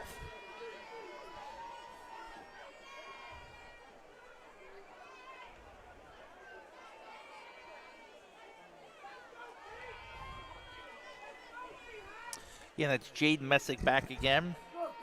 And 22 beats him. Cape did run one back against Hodgson 2 weeks ago. But so far they haven't had the chance because Escobar Gonzalez has been kicking through the end zone. He really has. He's got quite a leg on him. And this one he's going to kick short. They're going to take it at about the 22-yard line. I believe that's Richards, it is. And he's going to go down about the 35. 1st and 10 for the Vikings at their own 35-yard line. They trail by 2 scores. Yeah, we'll see what Cape Henlopen can do here with 1:22 left. And, you know, they have their trips and their spread offense. So let's see if they go into their sub-2-minute drill here. Or they're content enough to go in. Down They do get the ball to start the second half. 1st and 10 for the Vikings. Actually, the ball out to the 36. 2-by-2 on the edges, and now it looks like there's some confusion. Now they want to go trips to the far side. And Messick moves out. Now he's going to come there. A little confusion here getting this playoff, Scott.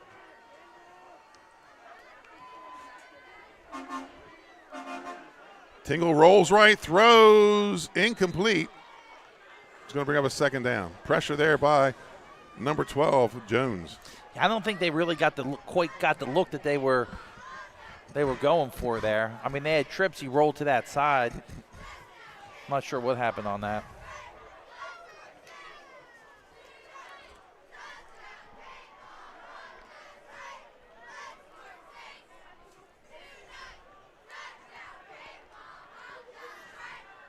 Second and 10 for Cape Henlopen. Switch the trips over to the near side this time.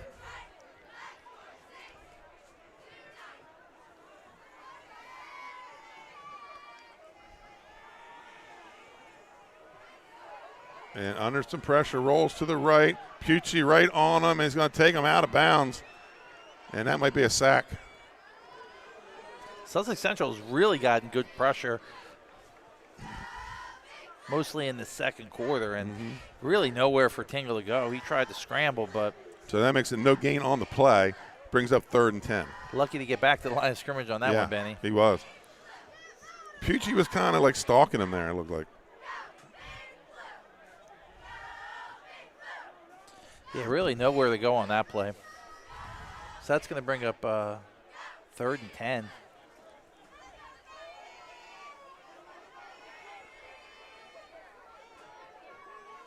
Third and 10, ball at the 36. Same formation for the Vikings. As that Messick switched to the other side, and Sussex Central is going to take a timeout. Sussex Central rushing 3.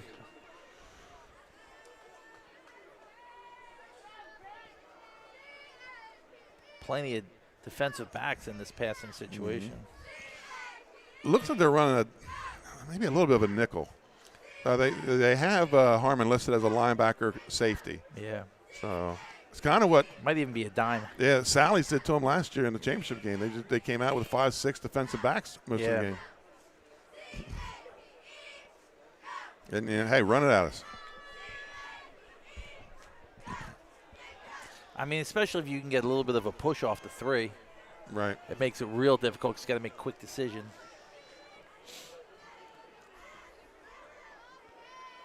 Well, they had the one run blitz, the 2 corner blitzes where they got the sack. And they've just been kind of like containing Tingle tonight.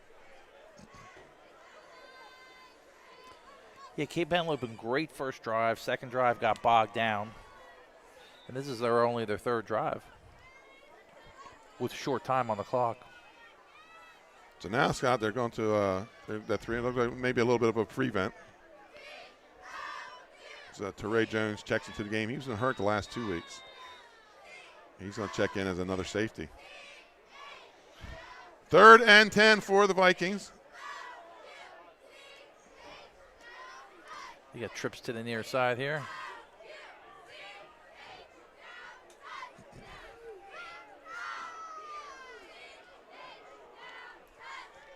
Tingle looks out into the flats, has a man open, and does he get the first down? Depends on where they mark it. He should get it. That was 14 on the catch, Jackson, and he does have the first down. First down.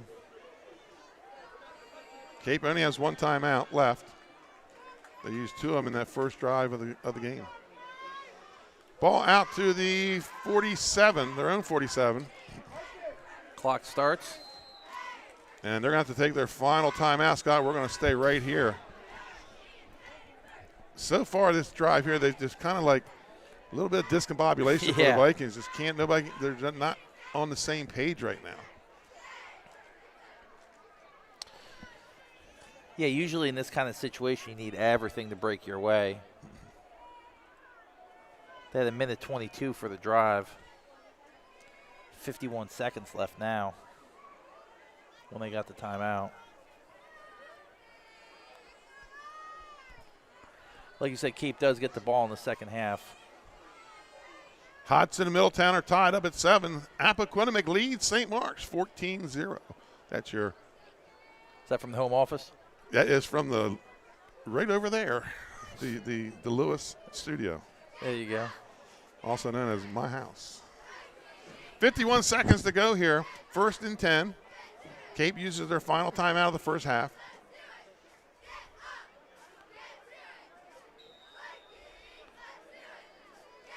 So they flip the trips to the far side this time. Now Richards is in the backfield to the left of Tingle.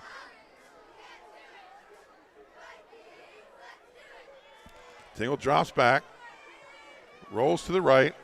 Oh, and he's hit by number 22, Gage Wilkins, on the sack. Great play by Wilkins because Cape Henlopen had a guy open downfield. Yeah, he didn't give Tingle time. Tingle couldn't set his feet. Tingle had a guy. If Wilkins doesn't make that play, he's going to uncork that. Loss of about 8 on the play. They rushed 3, blitz 2. Throws over the middle, incomplete. Brings up 3rd down. 18 to go.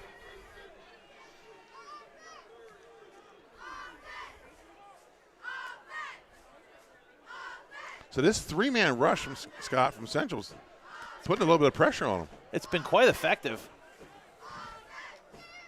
I mean, we're calling it a 3-man. They've been blitzing. Right. They have looks like a nickel and then or a prevent, and then they're bringing 1 or 2 to add the pressure, which makes it hard to make your adjustments at the line and change your assignments. 3rd and 16 here. Bubble screen. And hit again by 22, Wilkins. Also on that tackle, number 2, Isaiah Wooders. Pickup of about 5 on the play. Going to bring up a 4th down. And I think Coach Fredericks is just going to take this one to the locker room, Scott.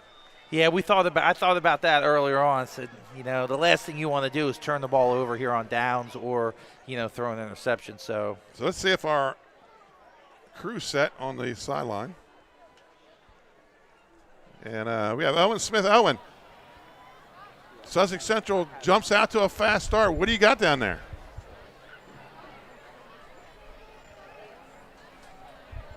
All right, you on? All right, it was a fun first half here at Legend Stadium in Lewis Beach. Game started off, Central took maybe 30 seconds to score a touchdown. Cape got the ball back, and I mean, they took 10 minutes, tied it up. It was looking like it was going to be a back and forth game until the next kickoff, and Central ran an onside kick back.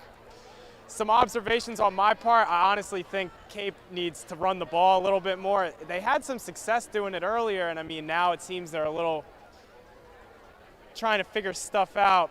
Central, on the other hand, just got to keep running the rock. I mean, who can stop them? No one. Back to you, Benny. Thank you. Owen Smith, our sideline reporter, giving us his analysis of the first half. So, Scott, we're going to go to our halftime with your Delaware Federal Credit Union halftime score, voted 8-time first state favorite credit union. You can bank with a winner when you choose Dover Federal Credit Union. Your Dover Federal Credit Union halftime score, the Sussex Central Golden Knights 21, the Cape Henlopen Vikings 7. We'll be back right before halftime ends. Matt's Fish Camp has 3 locations, all conveniently located on Route 1 in Lewis, Bethany Beach, and Fenwick Island. Matt serves fresh seafood, coastal classics, and Sussex County comfort food. With an array of camp cocktails, craft ales, and a carefully selected wine list, there's something for everyone on the menu. Matt's is the place you can bring your family for dinner, grab lunch during the week, or hang with friends at happy hour. Each location offers unique outdoor dining and a raw bar featuring fresh, local oysters. Open daily for lunch and dinner. Stop into Matt's Fish Camp in Lewis, Bethany, or Fenwick. Welcome to Surf Bagel. Surf Bagel has served the community in Delaware for over 20 years, providing fresh, hot bagels, breakfast sandwiches, lunch sandwiches, wraps, salads, local coffee and smoothies, and our iconic merch. Welcome to Surf Bagel. We're stoked to serve you. Welcome to Surf Bagel. I would always pass by Ferris on Kirkwood Highway, so I knew that they existed. We stopped in the showroom. We just clicked, like from day one. They did a total kitchen renovation for us. Ferris was so organized. They were on top of everything from day one. Always here when they said they would be, always on time, kept to the schedule. The level of comfort speaking to everyone that works at Ferris, they were just super friendly, easy to talk to. It was like they were friends, not, people coming to work on our kitchen. The room is totally transformed from what it used to look like. To have all this seating now and the big table, the bench seats, it's great. I love coming home and just walking through the laundry room into the kitchen every day. It was just a great experience. We love Ferris. Looking to stay cool this summer? At Barclay Heating and Air, we're dedicated to keeping your home comfortable year-round. Family owned and operated, we provide trusted residential heating and cooling services to customers across central Delaware. Our experienced technicians offer reliable maintenance and repairs on all major brand HVAC systems. From air conditioners and ductless systems to heat pumps and furnaces, we also sell and install top quality units. No matter your needs, we're committed to getting the job done right with honest and timely service you can count on. Invested in our community, we're proud to help families in more ways than one, sponsoring and donating to many local programs and organizations throughout the area for dependable HVAC services. Give us a shout or a bark at Barclay Heating and Air.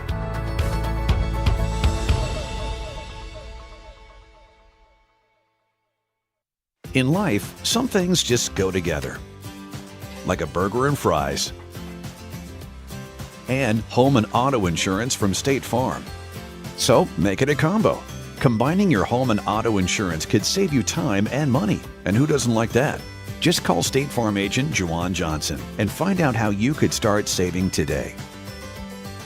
It's just another way we're here to help life go right. Prevent unwanted house guests from invading your home. With cold weather coming, overwintering pests are headed inside. If you're not proactive, you could be left with a pest problem. Expertise is needed to inspect, identify a problem, and offer environmentally sound solutions like active pest solutions. Prevention is the key to stopping cluster flies, stink bugs, crickets, and mice from entering your home. Protect your home with a proactive pest plan. Contact Active Pest Solutions, your local pest expert. For more information, visit delmarvaexperts.com. Matt's Fish Camp has 3 locations, all conveniently located on Route 1 in Lewis, Bethany Beach, and Fenwick Island. Matt serves fresh seafood, coastal classics, and Sussex County comfort food. With an array of camp cocktails, craft ales, and a carefully selected wine list, there's something for everyone on the menu. Matt's is the place you can bring your family for dinner, grab lunch during the week, or hang with friends at happy hour. Each location offers unique outdoor dining and a raw bar featuring fresh, local oysters. Open daily for lunch and dinner. Stop into Matt's Fish Camp in Lewis, Bethany, or Fenwick. Welcome to Surf Bagel. Surf Bagel has served the community in Delaware for over 20 years, providing fresh, hot bagels, breakfast sandwiches, lunch sandwiches, wraps, salads, local coffee and smoothies, and our iconic merch. Welcome to Surf Bagel. We're stoked to serve you. Welcome to Surf Bagel. I would always pass by Ferris on Kirkwood Highway, so I knew that they existed. We stopped in the showroom. We just clicked, like from day one. They did a total kitchen renovation for us. Ferris was so organized.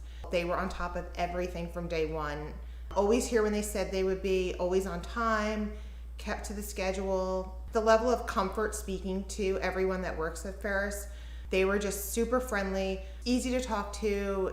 It was like they were friends, not, people coming to work on our kitchen. The room is totally transformed from what it used to look like. To have all this seating now and the big table, the bench seats, it's great. I love coming home and just walking through the laundry room into the kitchen every day. It was just a great experience. We love Ferris. Looking to stay cool this summer? At Barclay Heating and Air, we're dedicated to keeping your home comfortable year-round. Family owned and operated, we provide trusted residential heating and cooling services to customers across central Delaware. Our experienced technicians offer reliable maintenance and repairs on all major brand HVAC systems. From air conditioners and ductless systems to heat pumps and furnaces, we also sell and install top quality units. No matter your needs, we're committed to getting the job done right with honest and timely service you can count on. Invested in our community, we're proud to help families in more ways than one, sponsoring and donating to many local programs and organizations throughout the area. For dependable HVAC services, give us a shout or a bark at Barclay Heating and Air.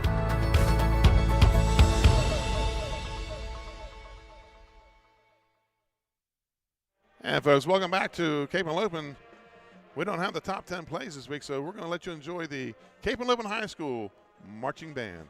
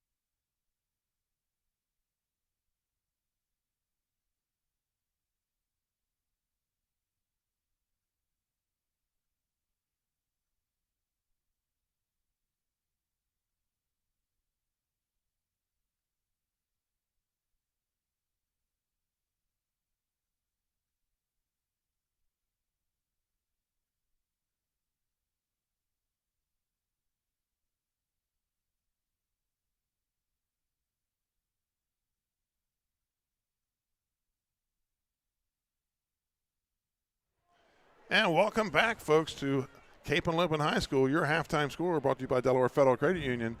The Sussex Central Golden Knights 21, the Cape Henlopen Vikings 7. And here are our Win the Day Planner halftime stats. The Win the Day Planner brought to you by Dan Rigby, former wrestling coach and teacher, current teacher at Cesar Rodney High School and Milford High School, for student athletes and even for adults. He's got the year-round planner. He's got the season planner.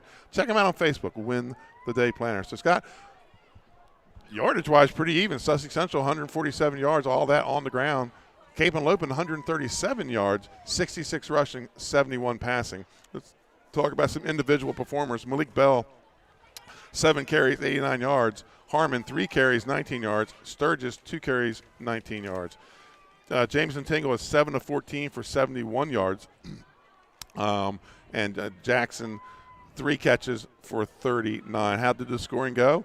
Right off the bat, 3 plays into the game, Malik Bell goes 56 yards for a touchdown.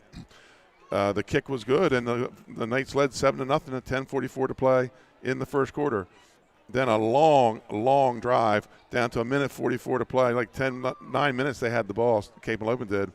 And Cordell Richards takes the pass from Tingle, 10-yard pass, and they tie it up 7-7. And then Cape Henlopen elects to go for an onside kick. It takes a high bounce, and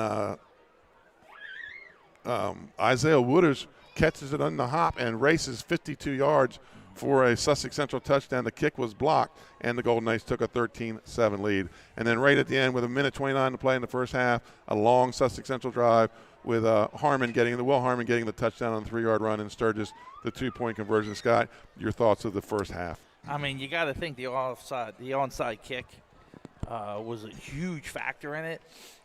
That's something you just don't see a lot. No. I mean, I understand taking the risk and rolling the dice on that one, but that did not work out so well for Cape Henlopen. And Coach Wells, he's got to be happy. He's got to be happy with the way Bell's running, ripping off 10 yards a carry.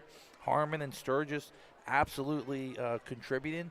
So Coach Wells has got to be happy. That long drive for Cape Henlopen, a lot of good things went right. Yeah. No penalties. They marched down the field. Everything went perfect for them. But you saw their second drive kind of imploded. They bogged down. Big holding penalty. Big holding penalty. I like what I've seen out of Tingle. I like what I've seen. He just needs some more time, I think, to get out of the pocket and throw. He's had some guys open. He just hasn't been able to convert on them. So, I'm interested to see what Cape Henlopen's going to do. They had that really successful drive. So I don't know. I don't know what they're going to do coming out. Sussex Central made an adjustment, and they ran that different, we're going to call it a prevent. Yeah, maybe a nickel or dime package. And they were bringing pressure off of it. Yeah, and, Cape Henlopen, their 6'2" or whatever they're running there was not is not doing it again. 6'2" versus the wing T really does open up that off tackle hole. Yeah. And they're going to hit you for 3 to 4 each time. And then, that Malik Bell breaks a big one on the toss. Sussex Central, they're going to have to probably come with some run blitzes here and try to corral Malik Bell a bit. Yeah, and that's really what you'd hope to see maybe in the second half for them. So we'll see what kind of adjustments are made on both these. But I think some of the keys to the second half are going to be, again, offensive line for Sussex Central. They're opening up the holes for Bell and Harmon and Sturgis. It's going to be a long night for Cape Henlopen defense. And on the flip side, we talked about it, those long drives for Cape Henlopen. Keep the ball, keep their offense on the sideline, and get those long drives down. So we'll see. We'll see what's going to shake out. But again, I think the offside. I keep saying offside. The holding penalty. I'm going to. The onside kick. The onside kick and the holding penalty were really the two big plays the first half. Well, the Golden Knights scoring that fast. John Wells probably looking at his list like, wait a minute, I haven't called all my plays yet. Yeah, he's got a few in there, and we'll see what happens. It's been kind of a strange game so far. Yeah, the Vikings will get the ball to start the second half.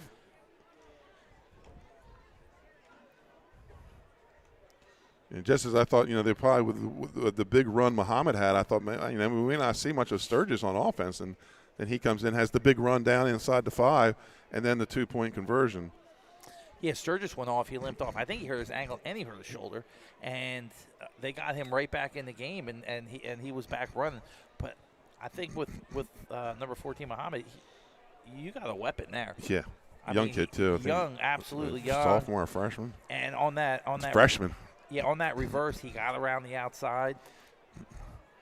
And so the Vikings will be going from right to left here in the third quarter. Third quarter, I've always said, is the biggest quarter in football. You can put away opponents with a big third quarter. And this drive upcoming for Cape Henlopen is a huge drive for them.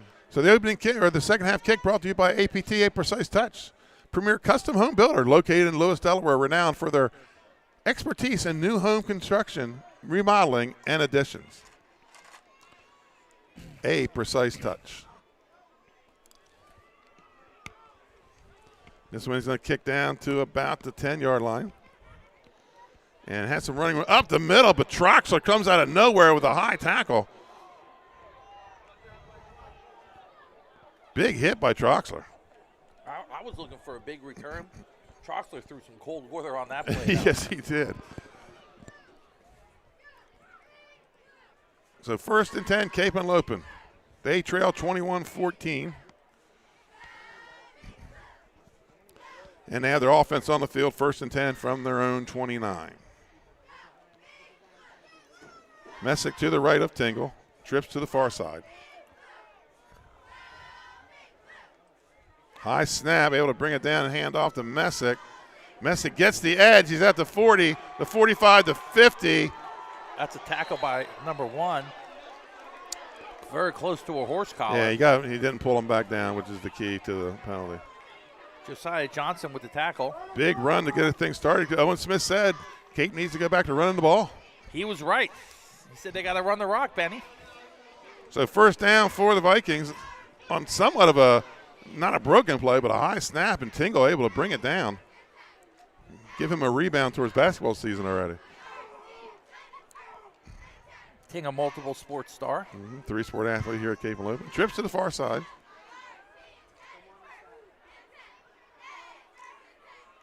Tingle takes the snap, option pitch out to Messick. Harmon closes, and it's going to be a gain of about 7 for Messick. Messick was able to turn the corner. Harmon pulled him down before it was a really big gain. So gain of, where does he go? Gain of 8 here. Brings up a 2nd and 2. Cape coming out firing on all cylinders. Yeah, 2 big runs to start the third quarter. So found something they liked. So let's see what Sussex Central does. If they make any adjustments here on this drive. Read option, hands off to Messick. Messick's got some running room. He's got the 1st down, and it's going to be taken out of bounds by Jones. Great play by Messick. He put his shoulder down and delivered the mail on the far sideline. Got the Vikings in the red zone. Gotta love Messick. He's a little bit of a scat back, Benny, but he can also run with power. Takes the ball down to the 13. Tingle engineering a nice little drive here to start the third quarter, just with the doctor order for Cape Henlopen. So they had a long drive in the first quarter. Very reminiscent of that here. A little confusion on Sussex Central's part. Messick again. Steady dive to Messick. He's going to pick up a few. Get the ball down to about the 11. Pick up 2 on the play. Brings up 2nd down. Tackle by number 44. Furmanek. Chet Furmanek.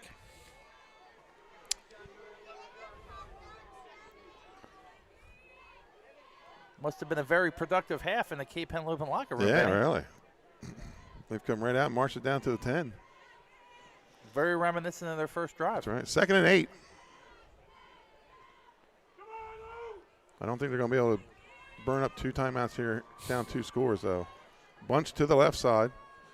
Richards now in the game to the right of Tingle. Tingle looking to pass, under some pressure, looks right, has a man open, little short, incomplete. That's going to bring up 3rd and 8. Double clutched it a little bit. Mensick has really been the key to this drive so far. He injected a little bit of energy into the offense.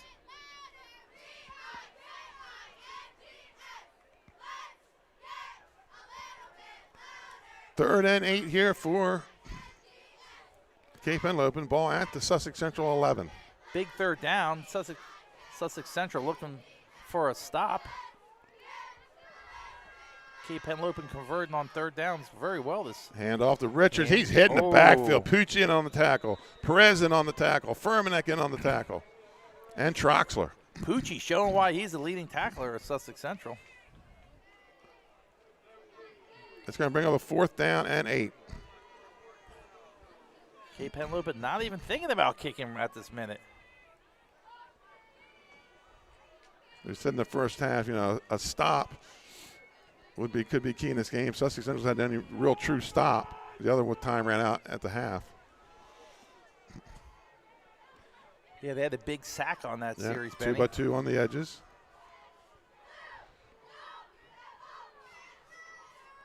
Richards is going to flip the formation in the backfield. Under some pressure. Oh. Incomplete, in and out of the hands of, I believe that's number 3, Thompson. We'll sit there. Coverage by number 2, Isaiah Waters.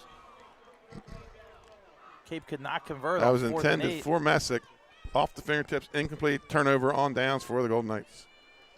They had their guy. They had the right play dialed up, just couldn't convert on it. Central's going to start deep in their own territory. Start at their own 11, 1st and 10 for the Golden Knights.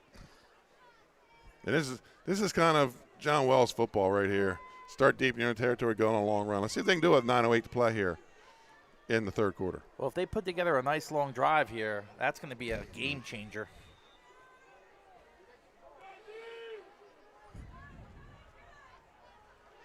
It's going to be a sweep with Harmon.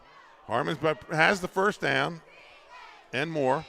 Harmon just winding his way through the middle of the Cape Henlopen defense. Finally brought down. 1st and 10. Big gain, about, 13, 14 on the play. That's Tremaine Batson, a junior, number 9 on the tackle.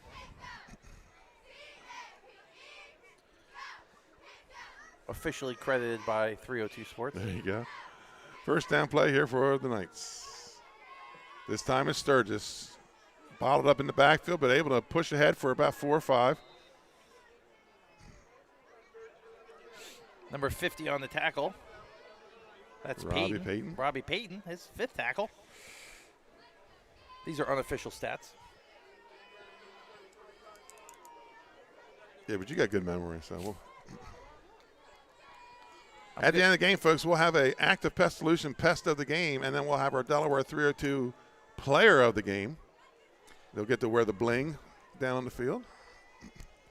My memory's good for surf bagel orders. That's about it. There you go. These days. 2nd and 4, toss to Bell. His first carry of the 2nd half. Puts his head down, and he's got the 1st down. I just think Bell's such a versatile guy. And he can run the guard trap. He can run the toss. For a fullback, that's an unusual out of the wing tee especially. Well, he lost like 15, 20 pounds since last year. I went out the first week and was getting some pictures and talking. He did not get the 1st down. And I didn't recognize him. What was his program? He didn't. He said, I just lost weight. We'll see. Have him write down what he ate, right? There you go. 3rd and 1 for the Golden Knights. Bell on the belly. He has the 1st down and more. Bell just always falling forward, though, gaining more yards. 2-time All-State fullback in Class 3A. That's 50 Payton on the tackle again. 1st and 10, Cape Henlopen at their own 45. I just feel the last 5 to 7 years, Central's just been churning out running backs. Yeah. Usually they'll run 5 or 6 a year. This year they've been kind of keeping it to 3. You got to see Muhammad a little bit. That's, you're looking into the future now as all the running backs, with the exception of Harmon, are seniors. And Sturgis on the carry. Follows a blocker. Going to pick up maybe a yard. So he keeps starting to penetrate, chasing those guards as they pull, and Sturgis is down. Yeah, it's number 9, Bateson on the tackle again.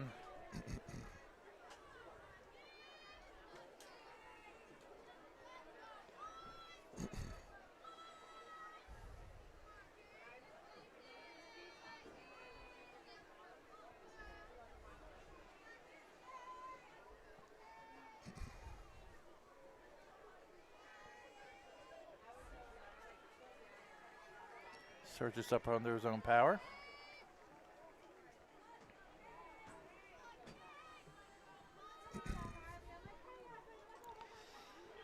So a defensive hold there. First penalty of the second half. Not a lot of penalties, Scott. The penalties have been big. You know, a couple 15-yarders, holdings with Cape. Yeah, it's the timely penalties that get you, especially in high school ball.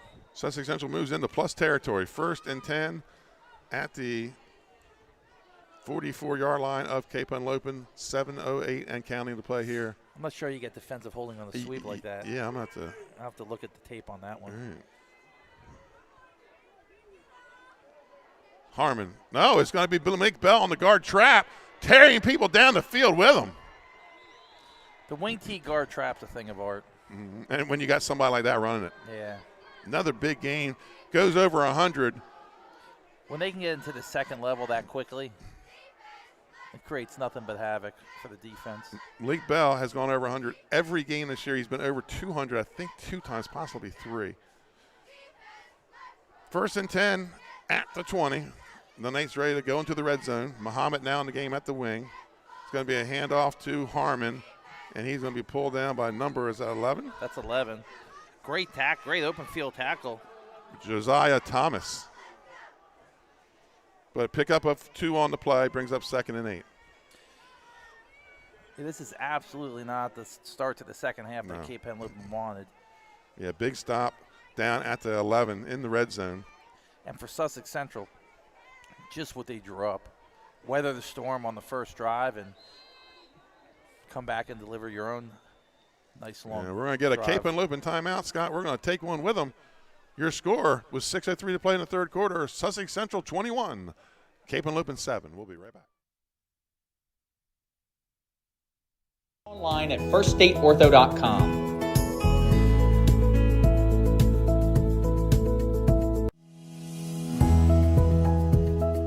First State Orthopedics has 46 physicians and 22 physician's assistants at 16 locations across the state of Delaware.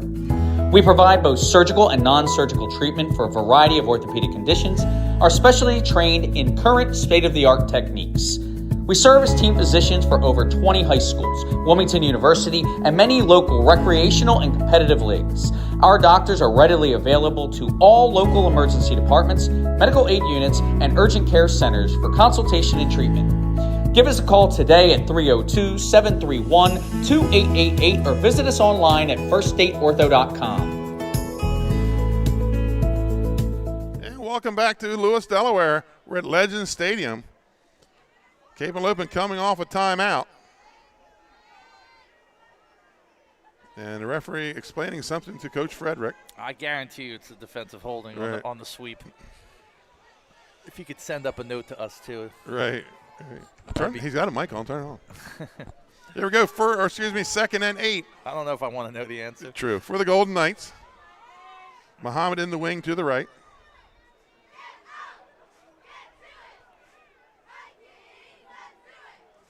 And it's going to be Bell up the middle. This time he's hit and stopped.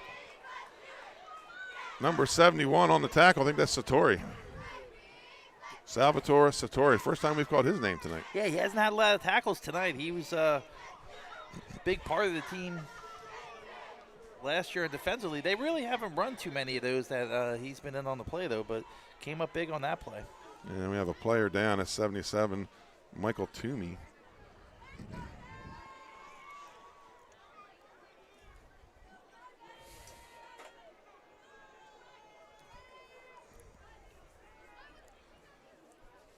So we said coming into the game last week, Central with 4 starters out with injuries, and then Chavez gets hurt.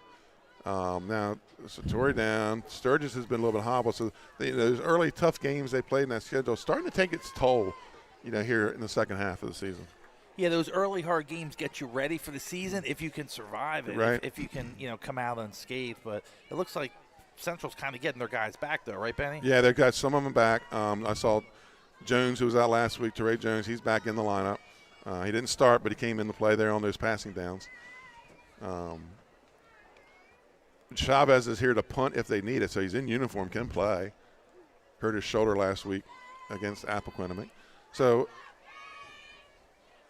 Toomey able to get up and walk off the field under his own power. That's always a good sign. So it's going to be a 3rd and 8.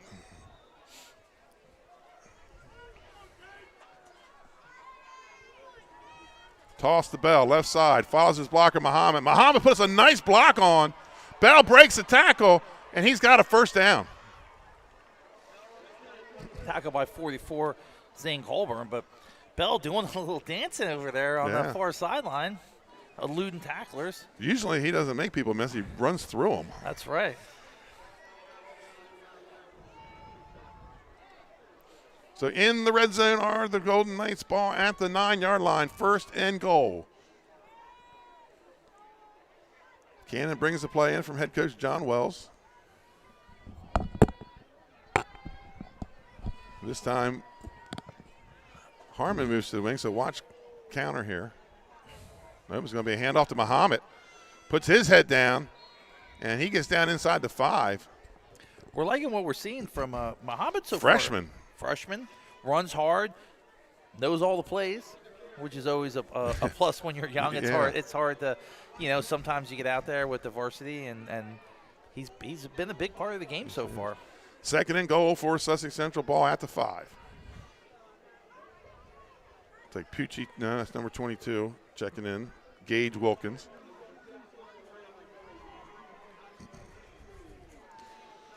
Really? 4:30 to play here. Just a masterful drive by Sussex Central. Now they're back in their power formation. I think this is their best formation I've seen so far. Hand off to Harmon, puts his head down, dives. Touchdown for the Golden Knights. That wishbone seems to be the most effective for them. Mm-hmm. They use it in goal line and short situations. Sometimes they'll bring Perez in at the fullback. Yeah, so, Wells is very creative when it comes to using the weapons he has.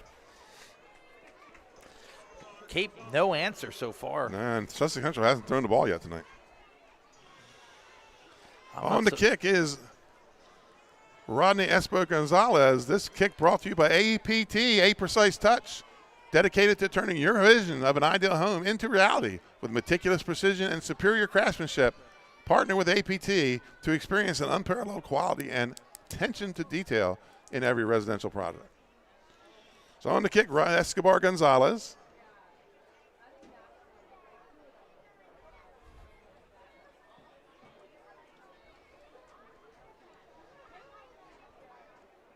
Snap's good, holds down, kick is up. It's like a wobbly. Did it get through? It did not. I'm not sure if that didn't get touched, but the kick is no good.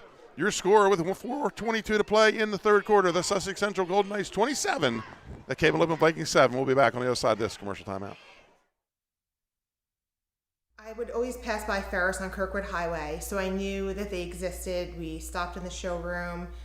We just clicked, from day one. They did a total kitchen renovation for us. Ferris was so organized. They were on top of everything from day one. Always here when they said they would be, always on time, kept to the schedule. The level of comfort speaking to everyone that works at Ferris, they were just super friendly, easy to talk to. It was like they were friends, not, people coming to work on our kitchen. The room is totally transformed from what it used to look like.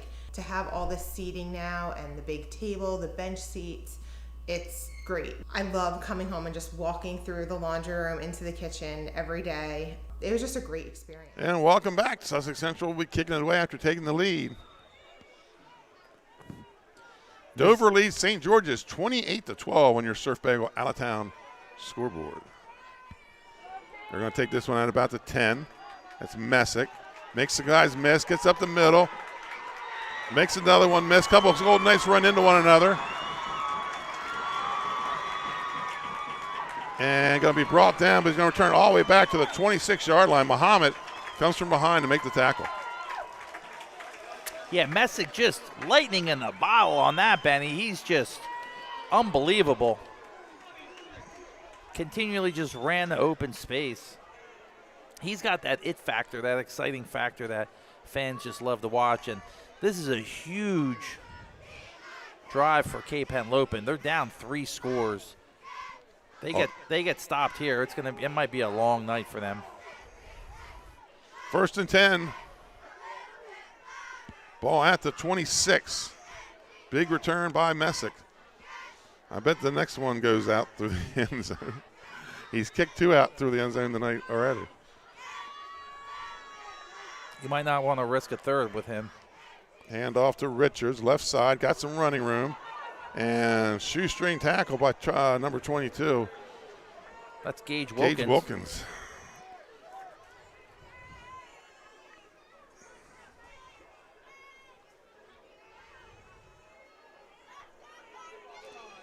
Cape Henlopen absolutely needed a shot in the arm there, and Messick delivered it. Gain of 5 on the play, brings up 2nd and 5. The previous drive, he had 3 runs in a row and really was the spark plug and the catalyst for that. So we'll see if they can get him back into the mix here. And they're going to go 2 receivers wide to the far side. Messick now in the game, left of Tingle, takes the handoff, cuts it back, and runs into it, but still pushes ahead, gets close to the first down, and has the first down.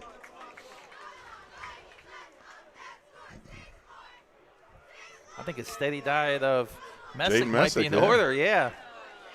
Let's go with the hot hand, Coach.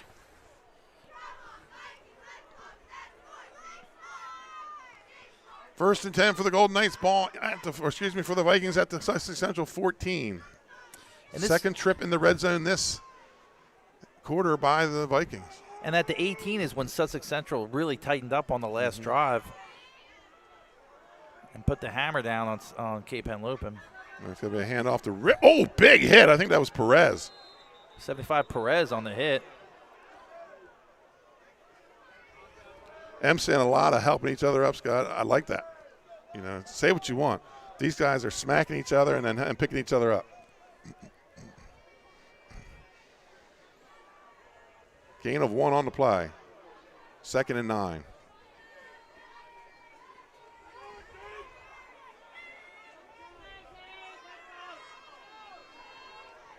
Trips to the far side. And this time he pulls it. And cuts back up the middle, and it's going to be down at the 5. It's going to be a 3rd down. Yeah, those are some hard-earned yards right there for Tingle. That looked like a design quarterback sweep. Read option. Troxler and Fermanek on the tackle. It's going to be a 3rd and 2.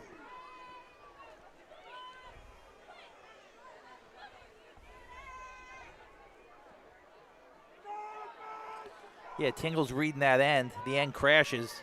He pulls the ball and scoots around the corner.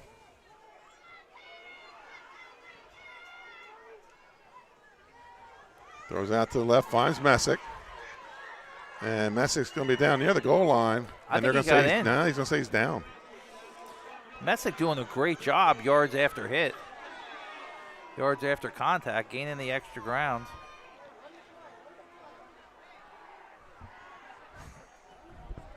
Look at the market on the 1. Yeah, the Vikings right on the ball. Let's go. Quarterback sneak coming. Oh, I think he dropped it. I think he mishandled it.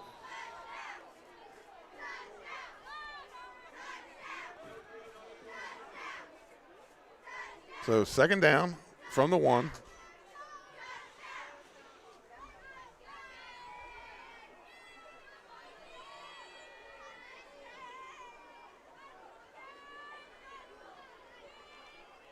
Hey, kind of where he went down looking for the ball there. I couldn't quite see from here.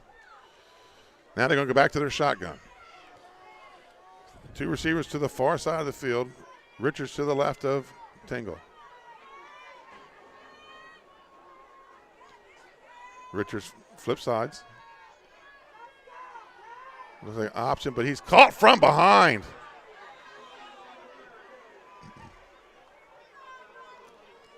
It's like 21 on the play, Benny. That's Troxler again, the safety. Jace Troxler. Having himself a game. Yes, third down. That maybe a loss of a yard there. So third down from the 2. Third and goal from the 2. And it looks like they're going to let time run out here in the third quarter. So your score at the end of 3, the Sussex Central Golden Knights 27, Cape Henlopen 7. We'll be right back with fourth quarter action here from Legend Stadium in Lewis.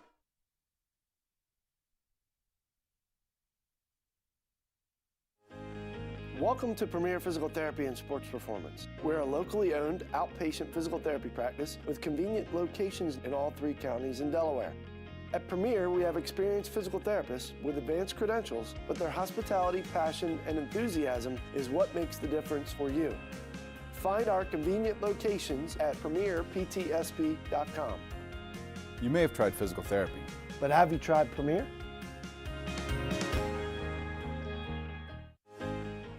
And welcome back to Legend Stadium. Benny Mitchell here with Scott Kammerer, Brandon Hill, Owen Smith, Donald Flowers, Matthew Westcott on our crew tonight. Dave Marvel on the stats. Kristen Mitchell back in Lewis because we didn't leave. Not far trip when we leave here tonight, Scott. I got a Delaware game tomorrow. I'm going up 1 o'clock kickoff, taking my grandson to his first ever college football game.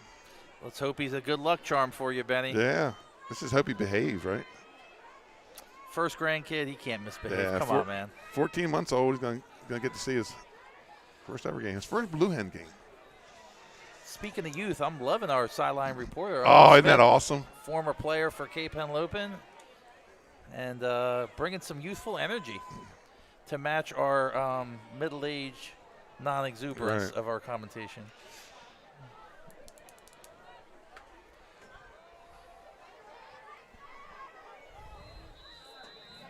Looks like a So touchdown for the Vikings.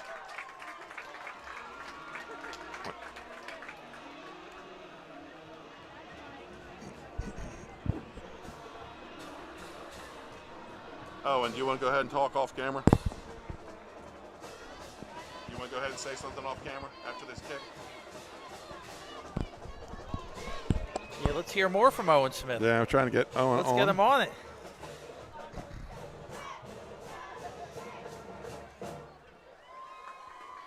So the kick is up. It is good, and they cut the lead. Let's see if we can get Owen Smith. Where's he at? Owen, what do you got down there? Quick touchdown here in the fourth quarter for the Vikings. I don't think he can hear us. I hyped him up too much. It's my fault. If I can get out of my chair. Oh, what do you got here to start the fourth quarter?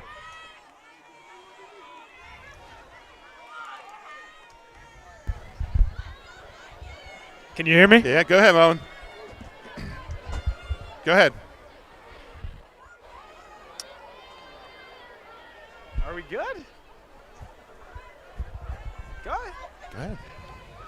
Cape is still 100% in this ball game. I mean, 12 minutes left. They just need to stop it. It's a one-score game. If I am Central, though, I am going to run the rock right down Cape's throat and say, please try and stop it, because they haven't been able to do it all night. We'll see. Back to you, Benny. Thank you.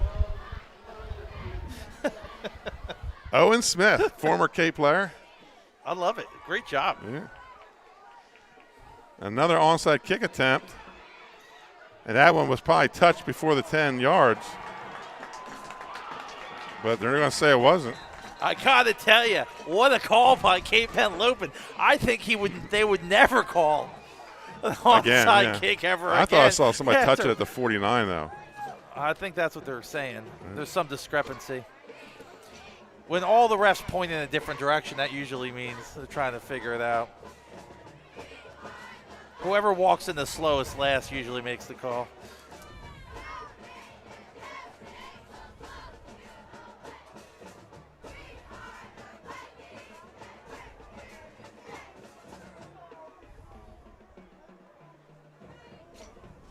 Yeah, There's some pointing. Yeah, there's a lot of pointing going on.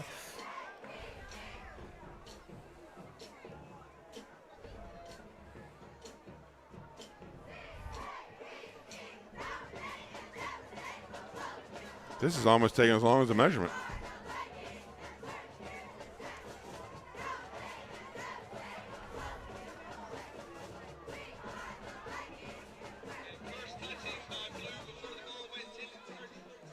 So it was touched before the 10 yards.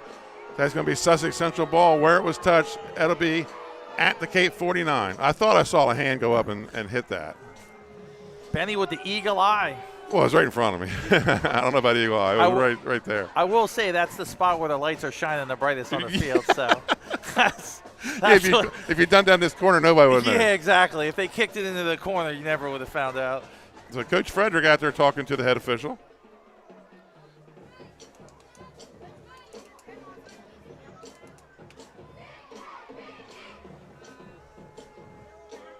A smattering of boos from the sidelines. Yeah, home side doesn't like it. So here we go, 1st and 10, Sussex Central in plus territory.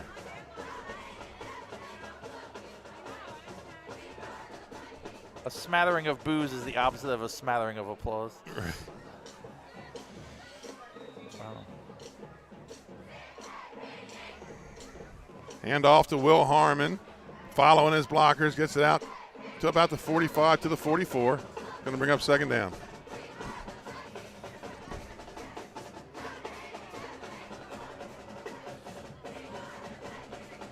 The Cape student section and the band getting after it. Imploring their defense for a stop here. It's 27-14. 2nd and 5 here for the Knights. These two games, we said in the pregame, split their games last year, with Sussex Central winning the regular season game, and the Vikings winning the semifinal.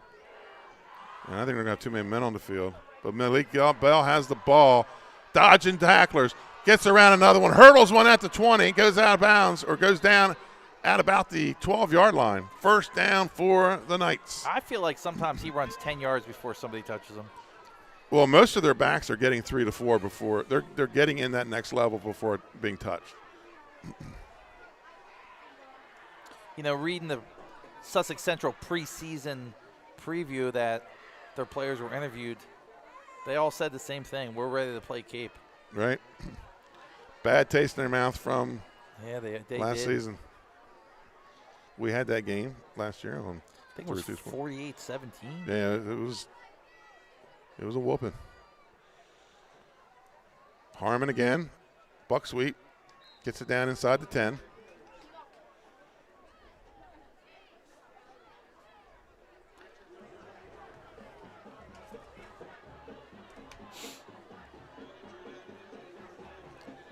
Dover 28, St. George's 20, Middletown 28, Hodgson 14. That's your Surf Bagel out-of-town scoreboard. You know there's going to be a Surf Bagel in Middletown soon. Oh, my. You're making some people happy. I've had some requests for upstate. How do you not have one on Main Street in Newark? Thinking now, are you? I can't reveal all the plans, Benny. Harmon again, right side, pushes down near the goal line.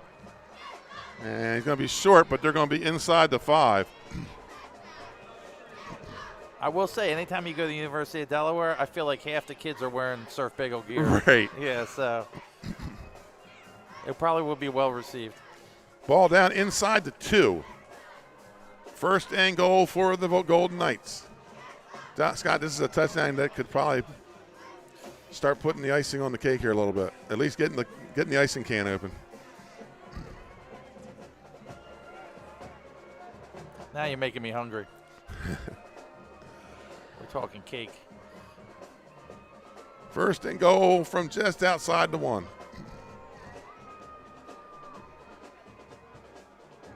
Oh. And that's going to be Bell. That is Bell. Malik Bell, touchdown for the Sussex Central Golden Knights. They threw 2 flags.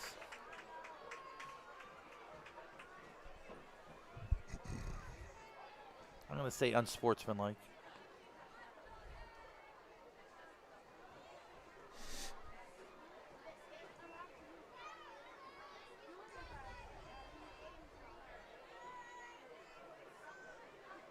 Somebody came running off the field for Kate. I don't know if that had anything to do with it.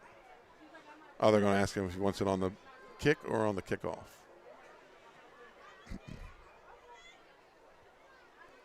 So that makes it 33-14.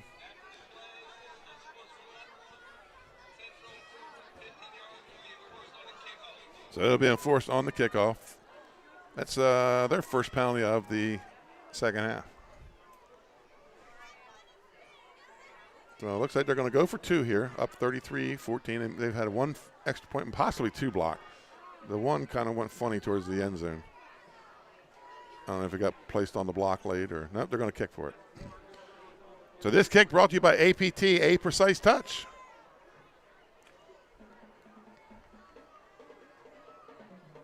High snap, gets it down, kicks it up, and it's good.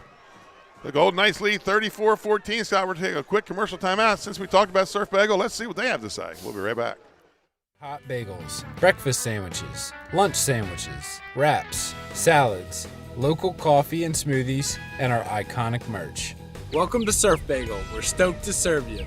Welcome to Surf Bagel.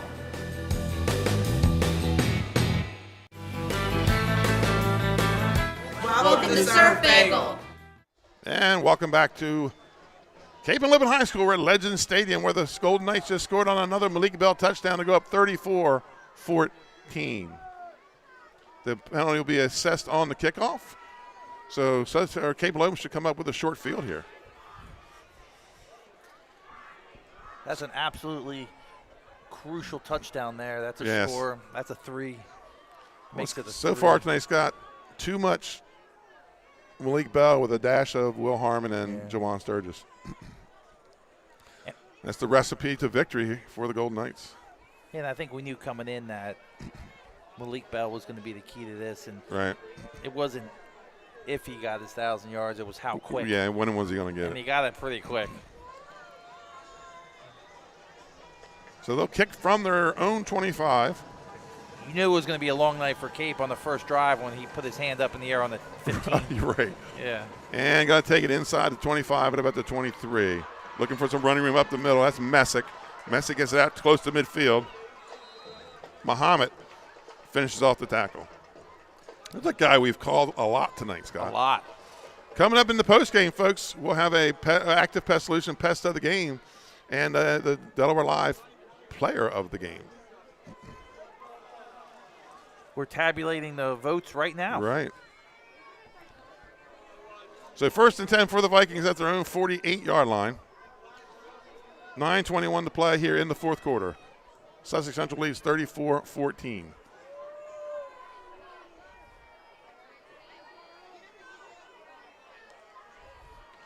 Tingle looks to his left, under some pressure, flush to the right. Perez chasing, and he's going to go out of bounds at about the 50. Gain of 2 on the play.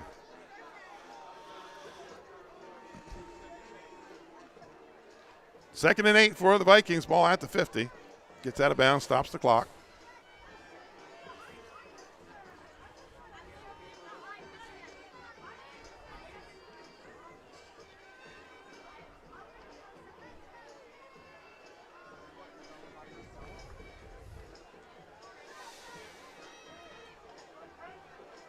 Jose Messick to the right of Tingle.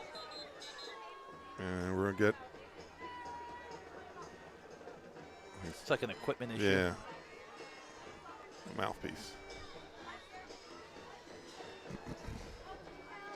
Tingle takes a snap, hand off to Messick. Hit at the line of scrimmage. Does spin forward.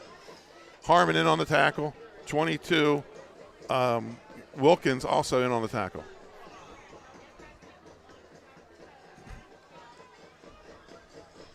That's a gain of about 3. Brings up 3rd and 5.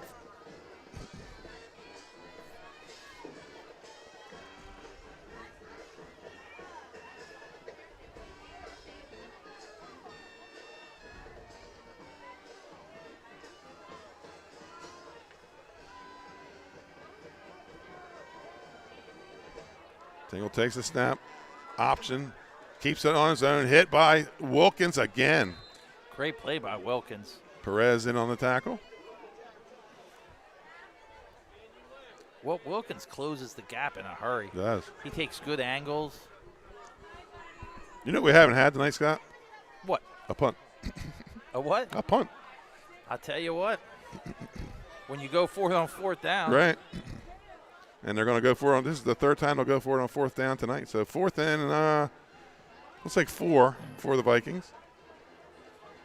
I mean, 3 and out is probably the most boring thing in football. So I'm all for it. Let's go for it on fourth down. Trips to the far side. Messick to the right of Tingle. Let's dial it up. Drops back, short step, drop, under some pressure. Throws downfield. And I think incomplete. Number 2. Looks like they threw a flag. Isaiah Woodard's got a hand on that ball. I think his left hand. I think he got the right hand on the ball, but he got the left hand on the jersey. Flag's a little further back, though. Maybe it might have been a hold coming prior to that. The defensive hold.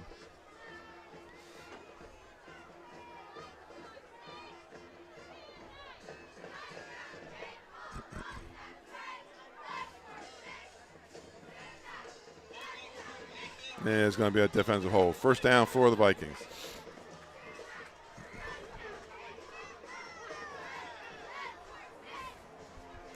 Tightening up in Dover. Dover 28, St. George's 26. Dover, after an 0-3 start, coming back, has 1 win, looking for their second. First and 10 for the Vikings at the 35. A lot of good Hand off games. to Richards and runs into his own guy. And then tackled by number 75, James McLean. A lot of good games throughout the state today. Yeah, this is a good week. Well, you're getting into your district play now, so. No gain on the play. Brings up second down and 10 from the 35.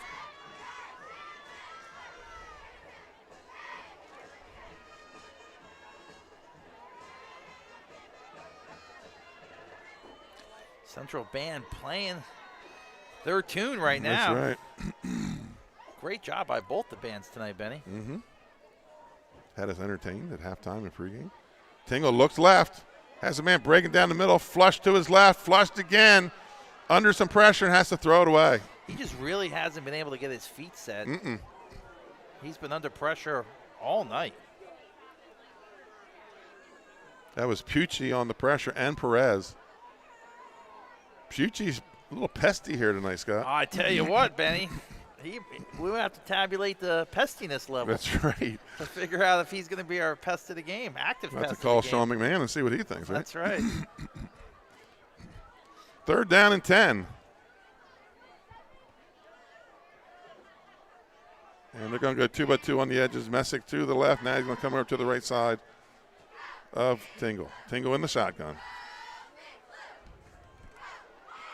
Tingle looking over the middle. Has Richards broken up by Troxler. Troxler having himself a pesty game himself. Yeah, in his hip pocket, able to knock it out of his hands. Good throw. Just a stellar defensive play. Break it up. So 4th and 10 for the Vikings.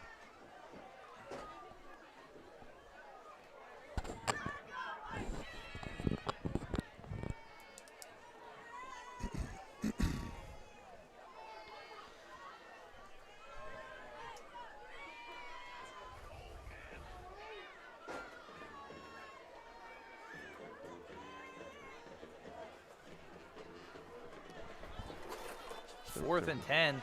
4th and 10. See what Trips to the far side. Messick to the right. Looking downfield. Has a man in the flats. Broken up by Will Harmon. just a trio of great defensive plays by the defensive backs. They might have been soft on the pass coming into this game, Benny, but they certainly tightened up here in the fourth quarter.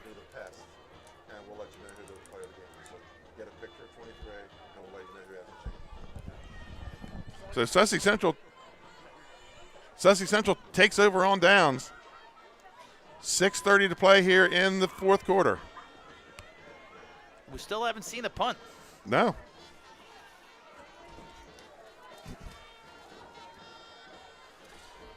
Real impressed with this defensive back play on that series from Sussex Central. They've just done everything they've needed to do in this game. Do we have a penalty? Do we? There must be some sort of penalty because Cape still has the ball. So not a turnover on downs. I didn't hear the penalty. Well, the plot thickens. Yes, it does. 1st and 10 for the Vikings at the 25 of Sussex Central. Bunch to the left side. Throws underneath. Number 20, Jaden Dukes. And he's going to have a first down for the Vikings. Just a nice crossing route there.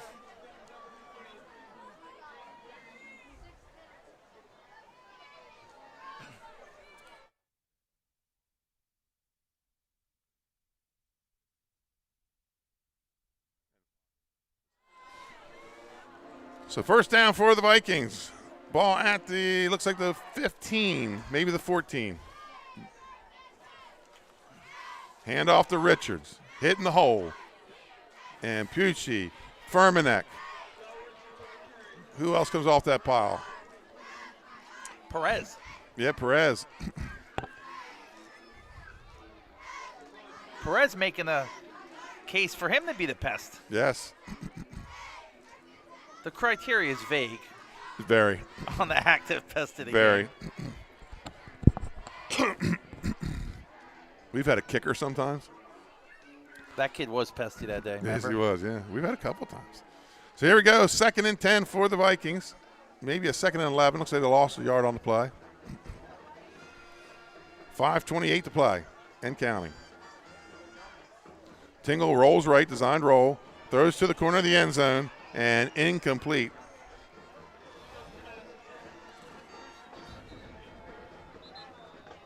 And there's a flag downfield.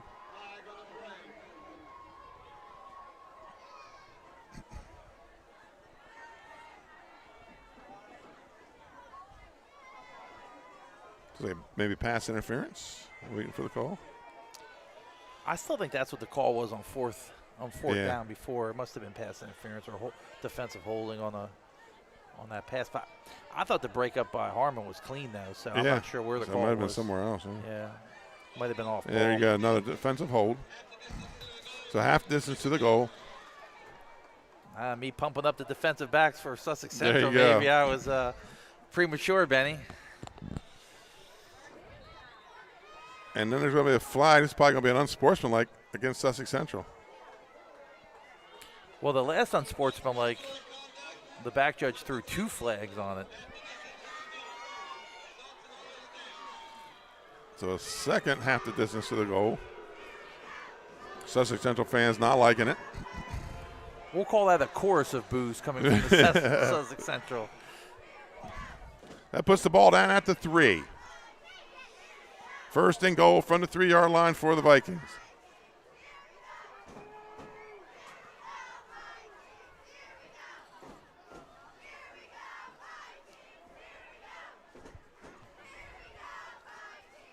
Two by two on the edges. Tingle in the shotgun. Messick to his right. Cape trying to cut it to a 2-score game.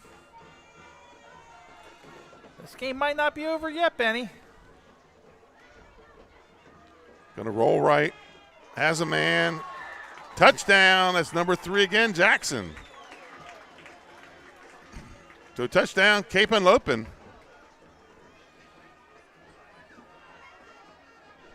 That puts them down. That makes it 34-20. So they'll go to kick. Out comes number 6, Trent Kaufman. So I assume we'll see another onside kick. Let's go 3 for 3.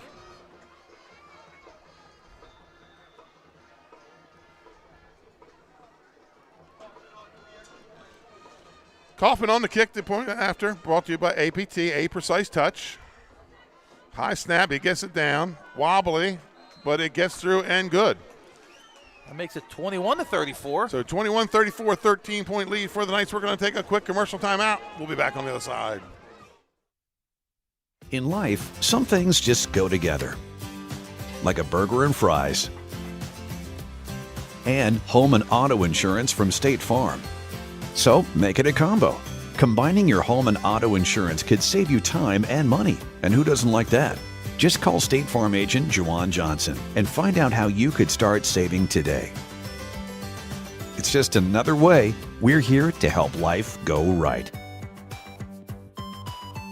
And welcome back to Sussex Central. Scott, we just ran a Juwan Johnson commercial, and he every week gives a game ball from State Farm Insurance to a Sussex Central player. He supports the program, former Sussex Central student himself. Good for him. And folks, Sundays, watch the Delaware High School Football Pod with John Busby and Marty Sheehan. Had John Busby on the Pick Show this week. They usually post that around noon on Sunday. So check it out, John Busby and Marty Sheehan, the Delaware High School Football Pod. So what do you think, onside kick? He got to down 5:10 to go, down 13. So we have one return for a touchdown. One touched early. Oh, I think Cape recovered that.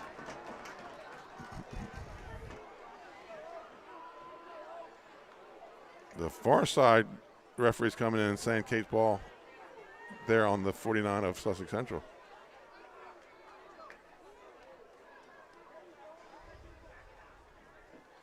Well, third time's a charm, maybe. They recovered the second one, but then they touched it too soon. They touched it too soon. He didn't touch it too soon. I couldn't see if it was a. So it's going to be the onside kick goes to Cape Henlopen, and they'll be 1st and 10 from the 49 of Sussex Central.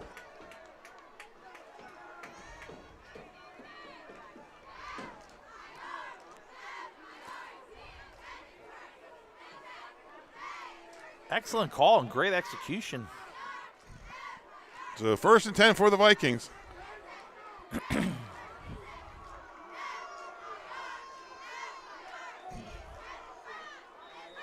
we'll have a penalty on the play.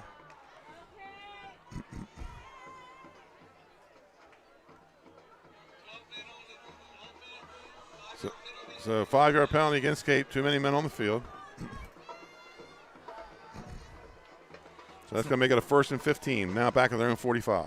It's not a great way to start that. No.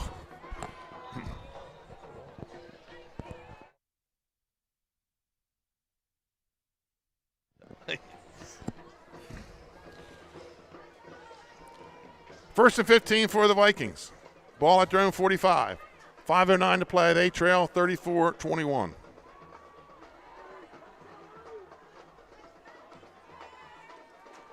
Oh, under pressure, throws as he gets hit. And incomplete. Intended for number 7, Anthony Francis. Anthony Francis had a Correction, step. that's number 3, Amari Jackson. 21 had some nice coverage there. I think we have another penalty. Can't tell. No, there's no penalty, no flags. It's hard to see the flags. It's hard to see much of anything. They've got to get this addressed before. I heard they're not fixing it before the end of the season, so I don't know if they wait until next year or spring sports or what. Where'd you hear that? Just grumblings in the in the press box before the game when I said, "Wow, it's really dark here." Said, pipe down, man. Right. We'll be headed to Woodbridge next week. 2 games next week, one on Friday night at Woodbridge and one on Saturday at noon at Laurel. We'll talk about that in the postgame. 2nd and 15 here for the Vikings. And it's going to be a handoff to Messick, sweep to the right side. And he goes out of bounds right about midfield. I just feel like every time Messick touches the ball, something good happens. Yeah, first gain of 5 on the play. He's going to bring up a 3rd and 10. I think Coach Wells is, he's satisfied with them running east and west right now. With under 5 minutes to play. Yeah, and 2 scores. Up 2 scores, exactly. He's playing the long game. 3rd and 10 for the Vikings. 2-by-2 on the edges. Messick to the right of Tingle. Tingle in the shotgun. Tingle takes a snap, short drop, under some pressure. That's Malik Bell on that pressure. And Richards has it, and he's got a 1st down. Big completion across the middle of Richards. So now we're starting to see Malik Bell on the defense putting some pressure on the edge.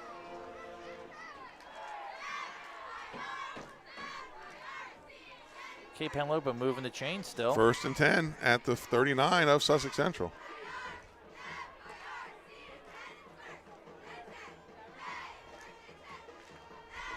Rolls right, looks downfield, and through the hands of Messick.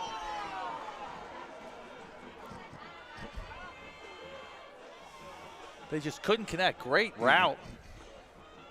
He had the room, and Tingle put it right where it needed to go. Just couldn't convert on that one. Brings up 2nd and 10.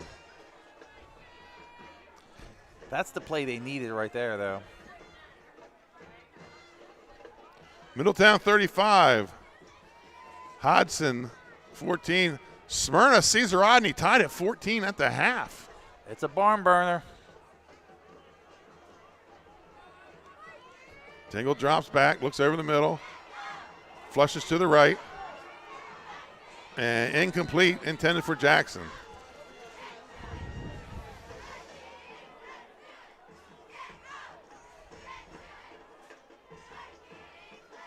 Dover, St. George is still 28-26. There's your Surf Bagel out-of-town scoreboard. Scores from around the state. Big week as we open AAA district play this week.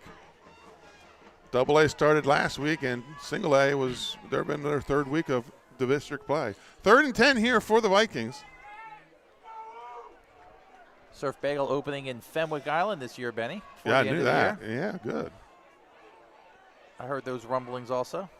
Well, you're the man that would hear it. So Well, trips to that's the true. left side, drops back, looks left. Under pressure. Hit as he throws, and caught at about the 31. Tingle Going to be short of the first down. Tingle under tremendous pressure. That was Pucci again.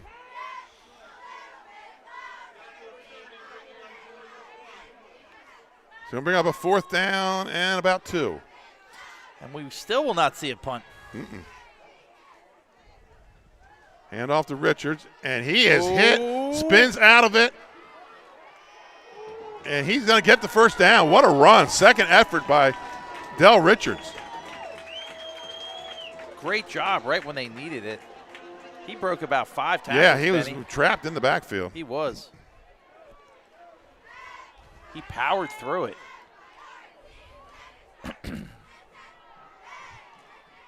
The Sussex Central defense has been on the field a long time this year in the 4th quarter.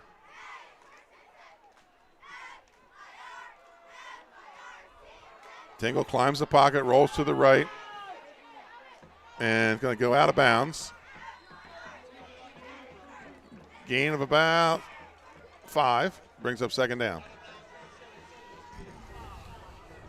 3:25 to play here in the 4th quarter.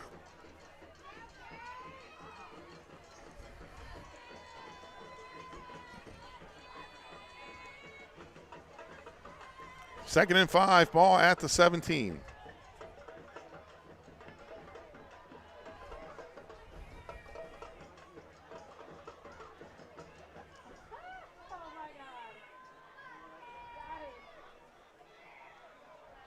Two by two on the edges. And it looks like, and we're going to have a timeout. Timeout, Sussex Central. We'll stay right here with the action with 3:25 left to play. It seems like it's been forever since Sussex Central's offense has been on the field, Scott.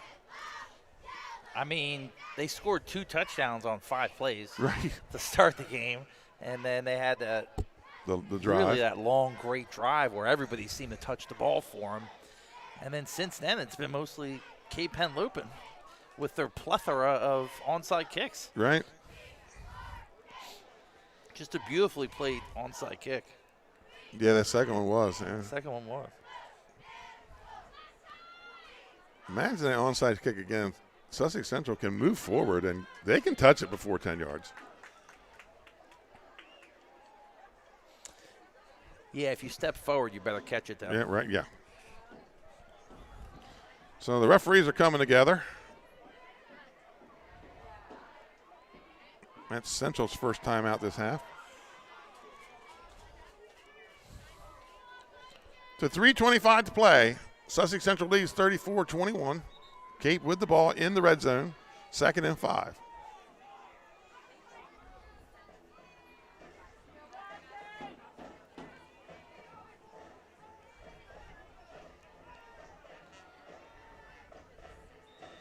And there's our ready to play whistle.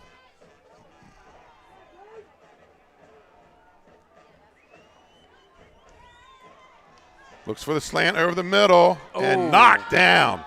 Wooters. Wooters with the quick hands.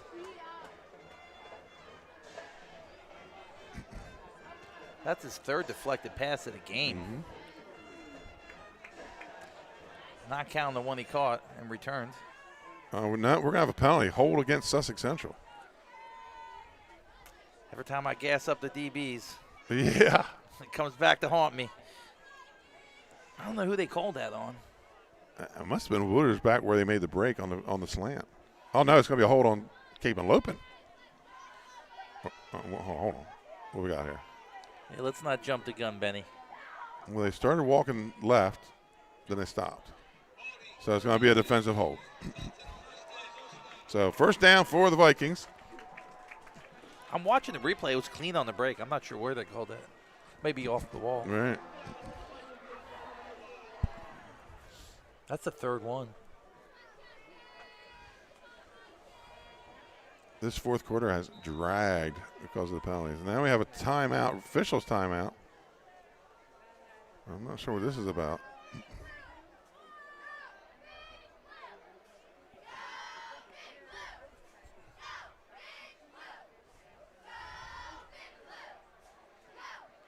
I think it has to do, there's been a laser pointer I've noticed shining across the field from the Cape side to the Central side. I think that's what.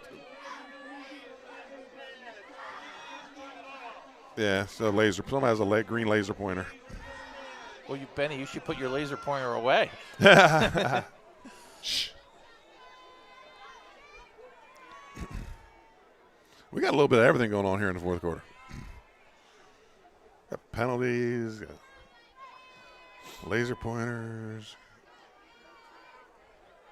fourth downs, turning into first downs, got all kinds of stuff going on. So here we go, 2-by-2 on the edges with Richards to the right of Tingle in the shotgun. Tingle's going to roll right, looks in the end zone, batted away. Like they tried to bat it to himself. That was number 3, Jackson, incomplete, second down. Ball looks like it's at about the 9-yard line. We've also had a lot of defensive holds in this. Have we? Half, yeah. I'll have to go back and look at some of those.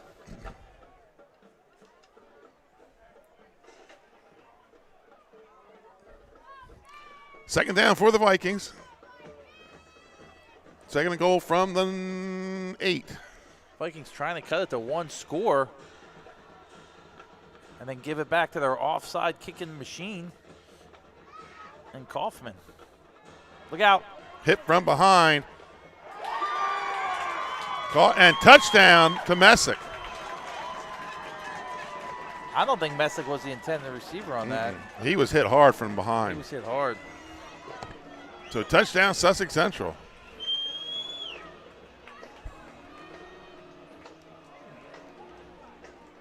So on the kick is Kaufman. Makes it a 1-score game. 3:11 to play here in the fourth quarter. Cape Henlopen not going quietly. This kick brought to you by APT, A Precise Touch.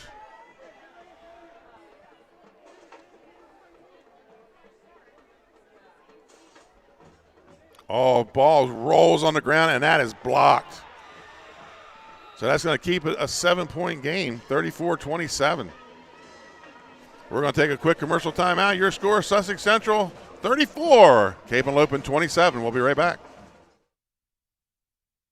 You've probably seen this a lot, but not all pest solutions come from a can. At Active Pest Solutions, we don't spray and pray. Professionalism and continuing education sets us apart. We are Quality Pro certified, the mark of excellence in pest management.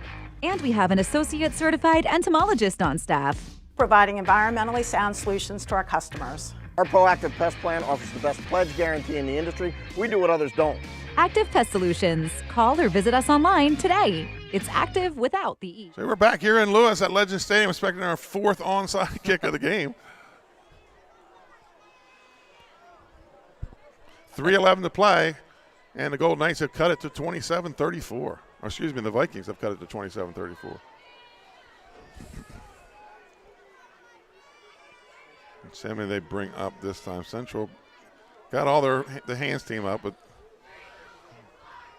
So they got 6 guys here on the front line, 2 back deep, and then 3 medium.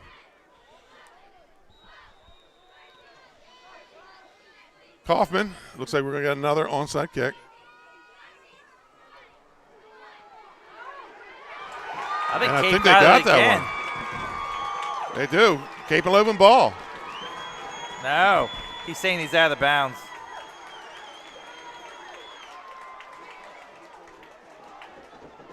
Unless he pointed the wrong way. The side judge said, I think he said he was out of bounds. Well, we're going to come together again.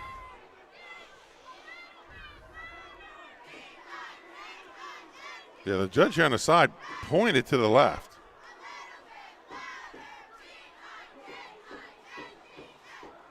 I think they're saying they touched it again before 10 yards.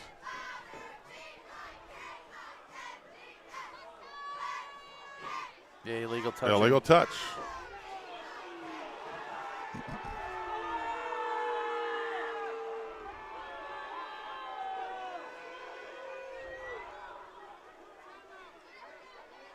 So that'd be Sussex Central's ball at the 49.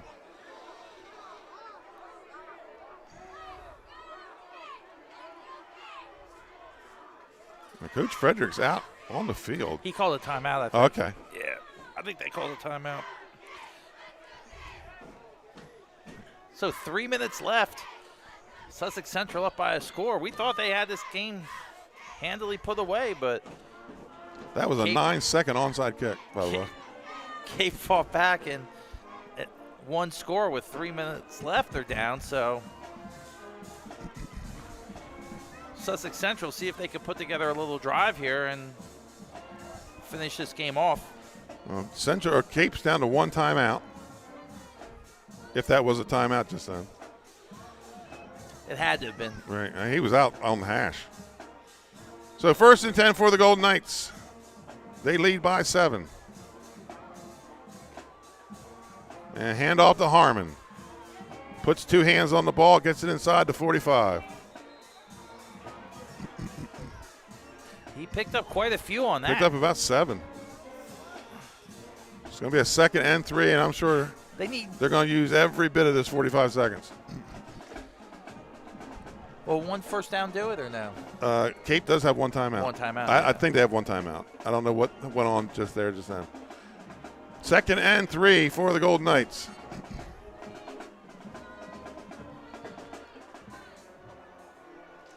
Cannon under center. Toss the Bell. Bell drops the ball. Fumbles it forward. I think Cape still got loose. It. I actually think Cape recovered it. Let's see. Coach Wells is on the field. He's saying no.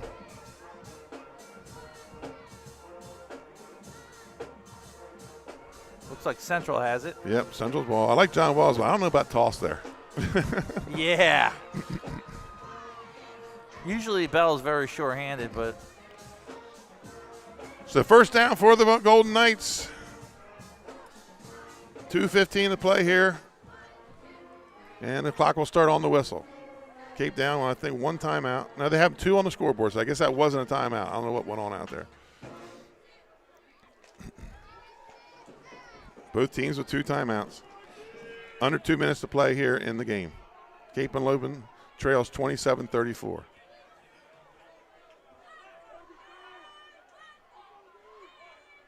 And Cannon waiting for the signal from Coach John Wells to run the play.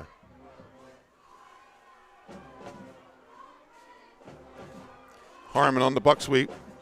Picks up about 2 or 3. Cannon's played a really good game. And He's managed it well. Cape's going to take the first of their 2 timeouts. Allegedly 2 timeouts. Yeah. They have them for 2 yeah, on the do. scoreboard. Now they have them for 1. So that's a 2nd and 8 here for the Golden Knights.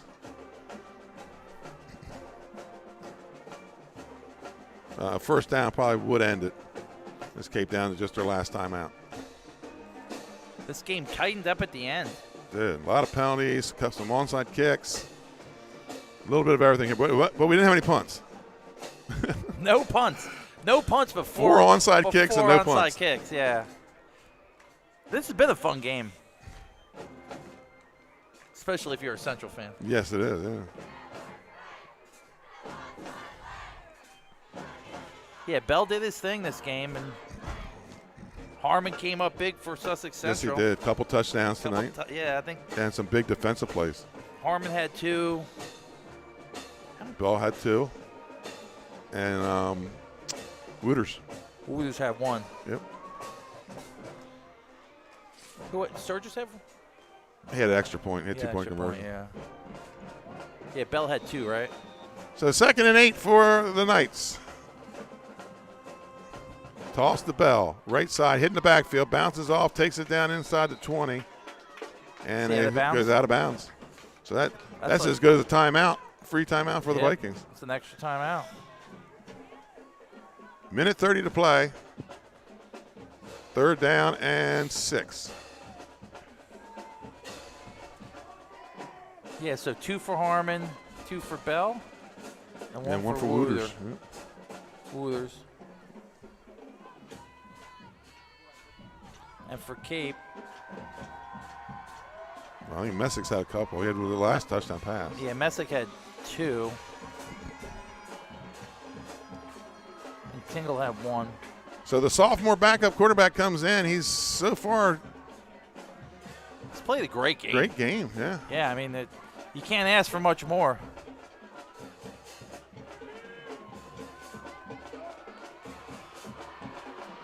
And it's going to be Harmon right side. Got some running room. He's got a 1st down, and he's headed for the touchdown.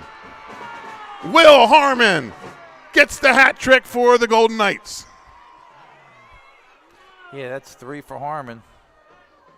And that's the nail on the coffin, I think, for this game.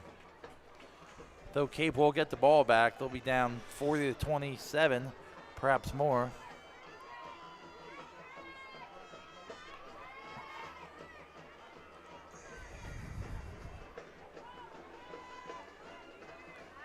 Yeah, it's been Harmon and Bell tonight.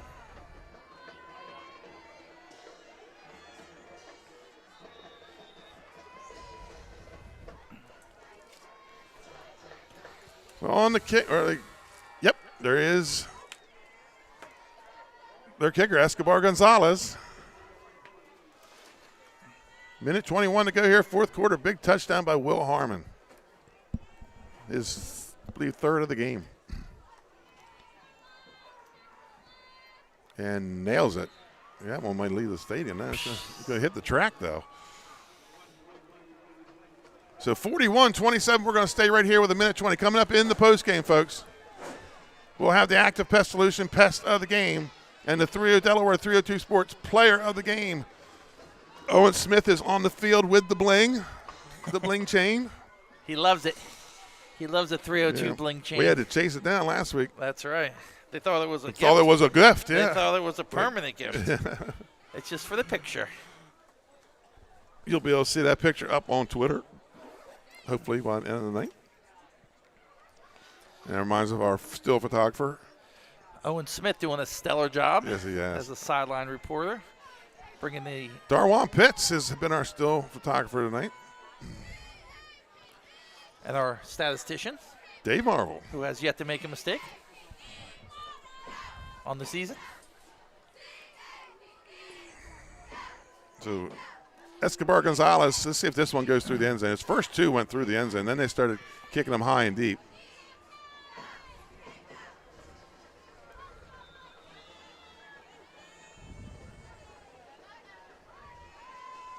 And this one's going to be short. It's going to bounce at about the 18. It's going to roll back to around the 5. It's going to pick it up at the 8. That's Messick, I believe. He's going to be pulled down inside the 10. A little bit of a messy coverage there. So 1st and 10 for the Vikings. A minute 15 to go here. 4th quarter, they trail 41-27. Yeah, the game tightened up for a bit there, but Sussex Central delivered. With Harmon scoring his 3rd touchdown. Put the game a little bit out of reach.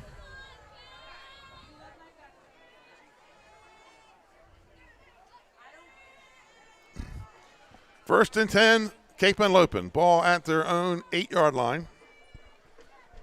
A minute and 16 left in the game. These guys might see each other again. They could. They very well could. Although Central wins, they'll have Smyrna left. If they're able to win the district, they'll get at least a 2 seed.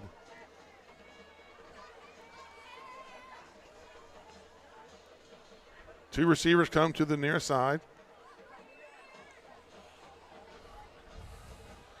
Looks like a screen, and that was sniffed out.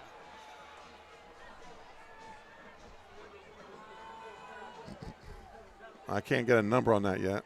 Number 9, Jabari Herring, saw the screen and went up there and took him down for a loss of 2 on the play. Cape with 1 timeout. Looks like they're not going to use it.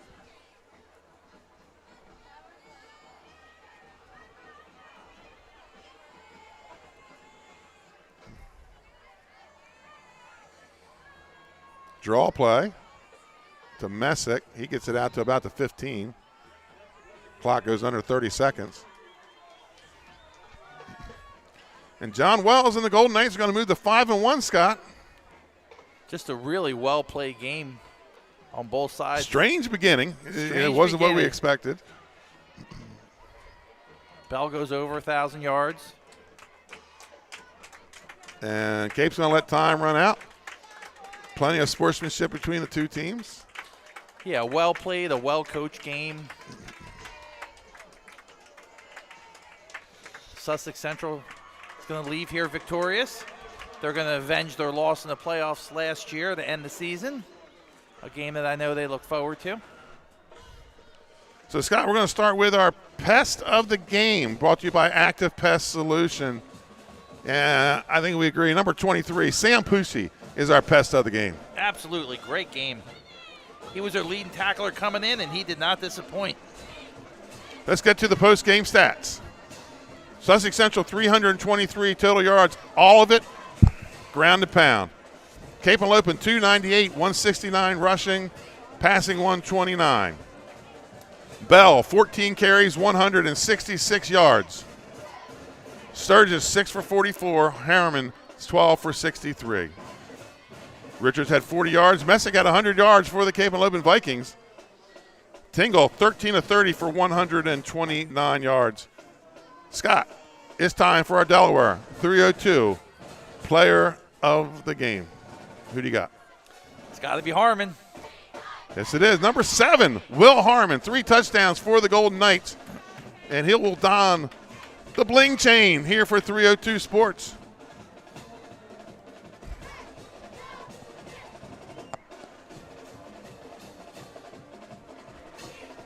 So let's wrap up this broadcast here, Scott.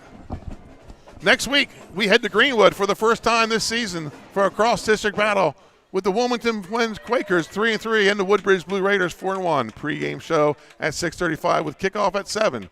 We have a special Saturday edition of the Downstate Football when Milford Buccaneers look to crash the Laurel Bulldogs homecoming. Pre-game show at 11:35 with kickoff at noon. College football, I'm going to be in Newark tomorrow when the 3-2 Maine comes to Delaware, who's 5-0, 1 o'clock kickoff. Delaware State travels to Pittsburgh to take on Robert Morris. Game day tomorrow, Ohio State 5-0, Oregon 5-0, 7:30 kickoff. I should be back in time for that, Scott. Scott, your thoughts on your reappearance in the booth this week? I had a great time. I'm happy to be here. Great play game, great sportsmanship on both sides, excellent coaching. High school football alive and well in eastern Sussex County. Yep, big rivalry game here between the Golden Knights and the Cape Henlopen Vikings. Cape Henlopen comes out on top.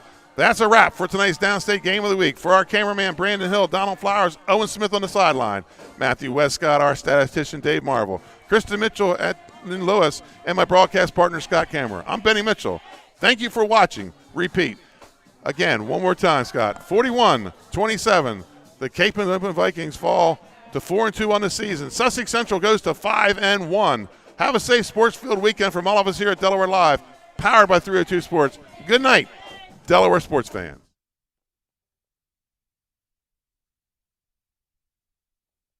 The things that matter most happen right in our own backyard. Our neighbors, our schools, the places we go, and the people we know. And now there's one news outlet where our story is told. Delaware Live. Locally owned, community-based news. Free to every reader, because Delaware's future belongs to all of us. quality journalism we can trust to help us take on the day. Delaware Live. Our state, our news, our home. The things that matter most happen right in our own backyard. Our neighbors, our schools, the places we go, and the people we know.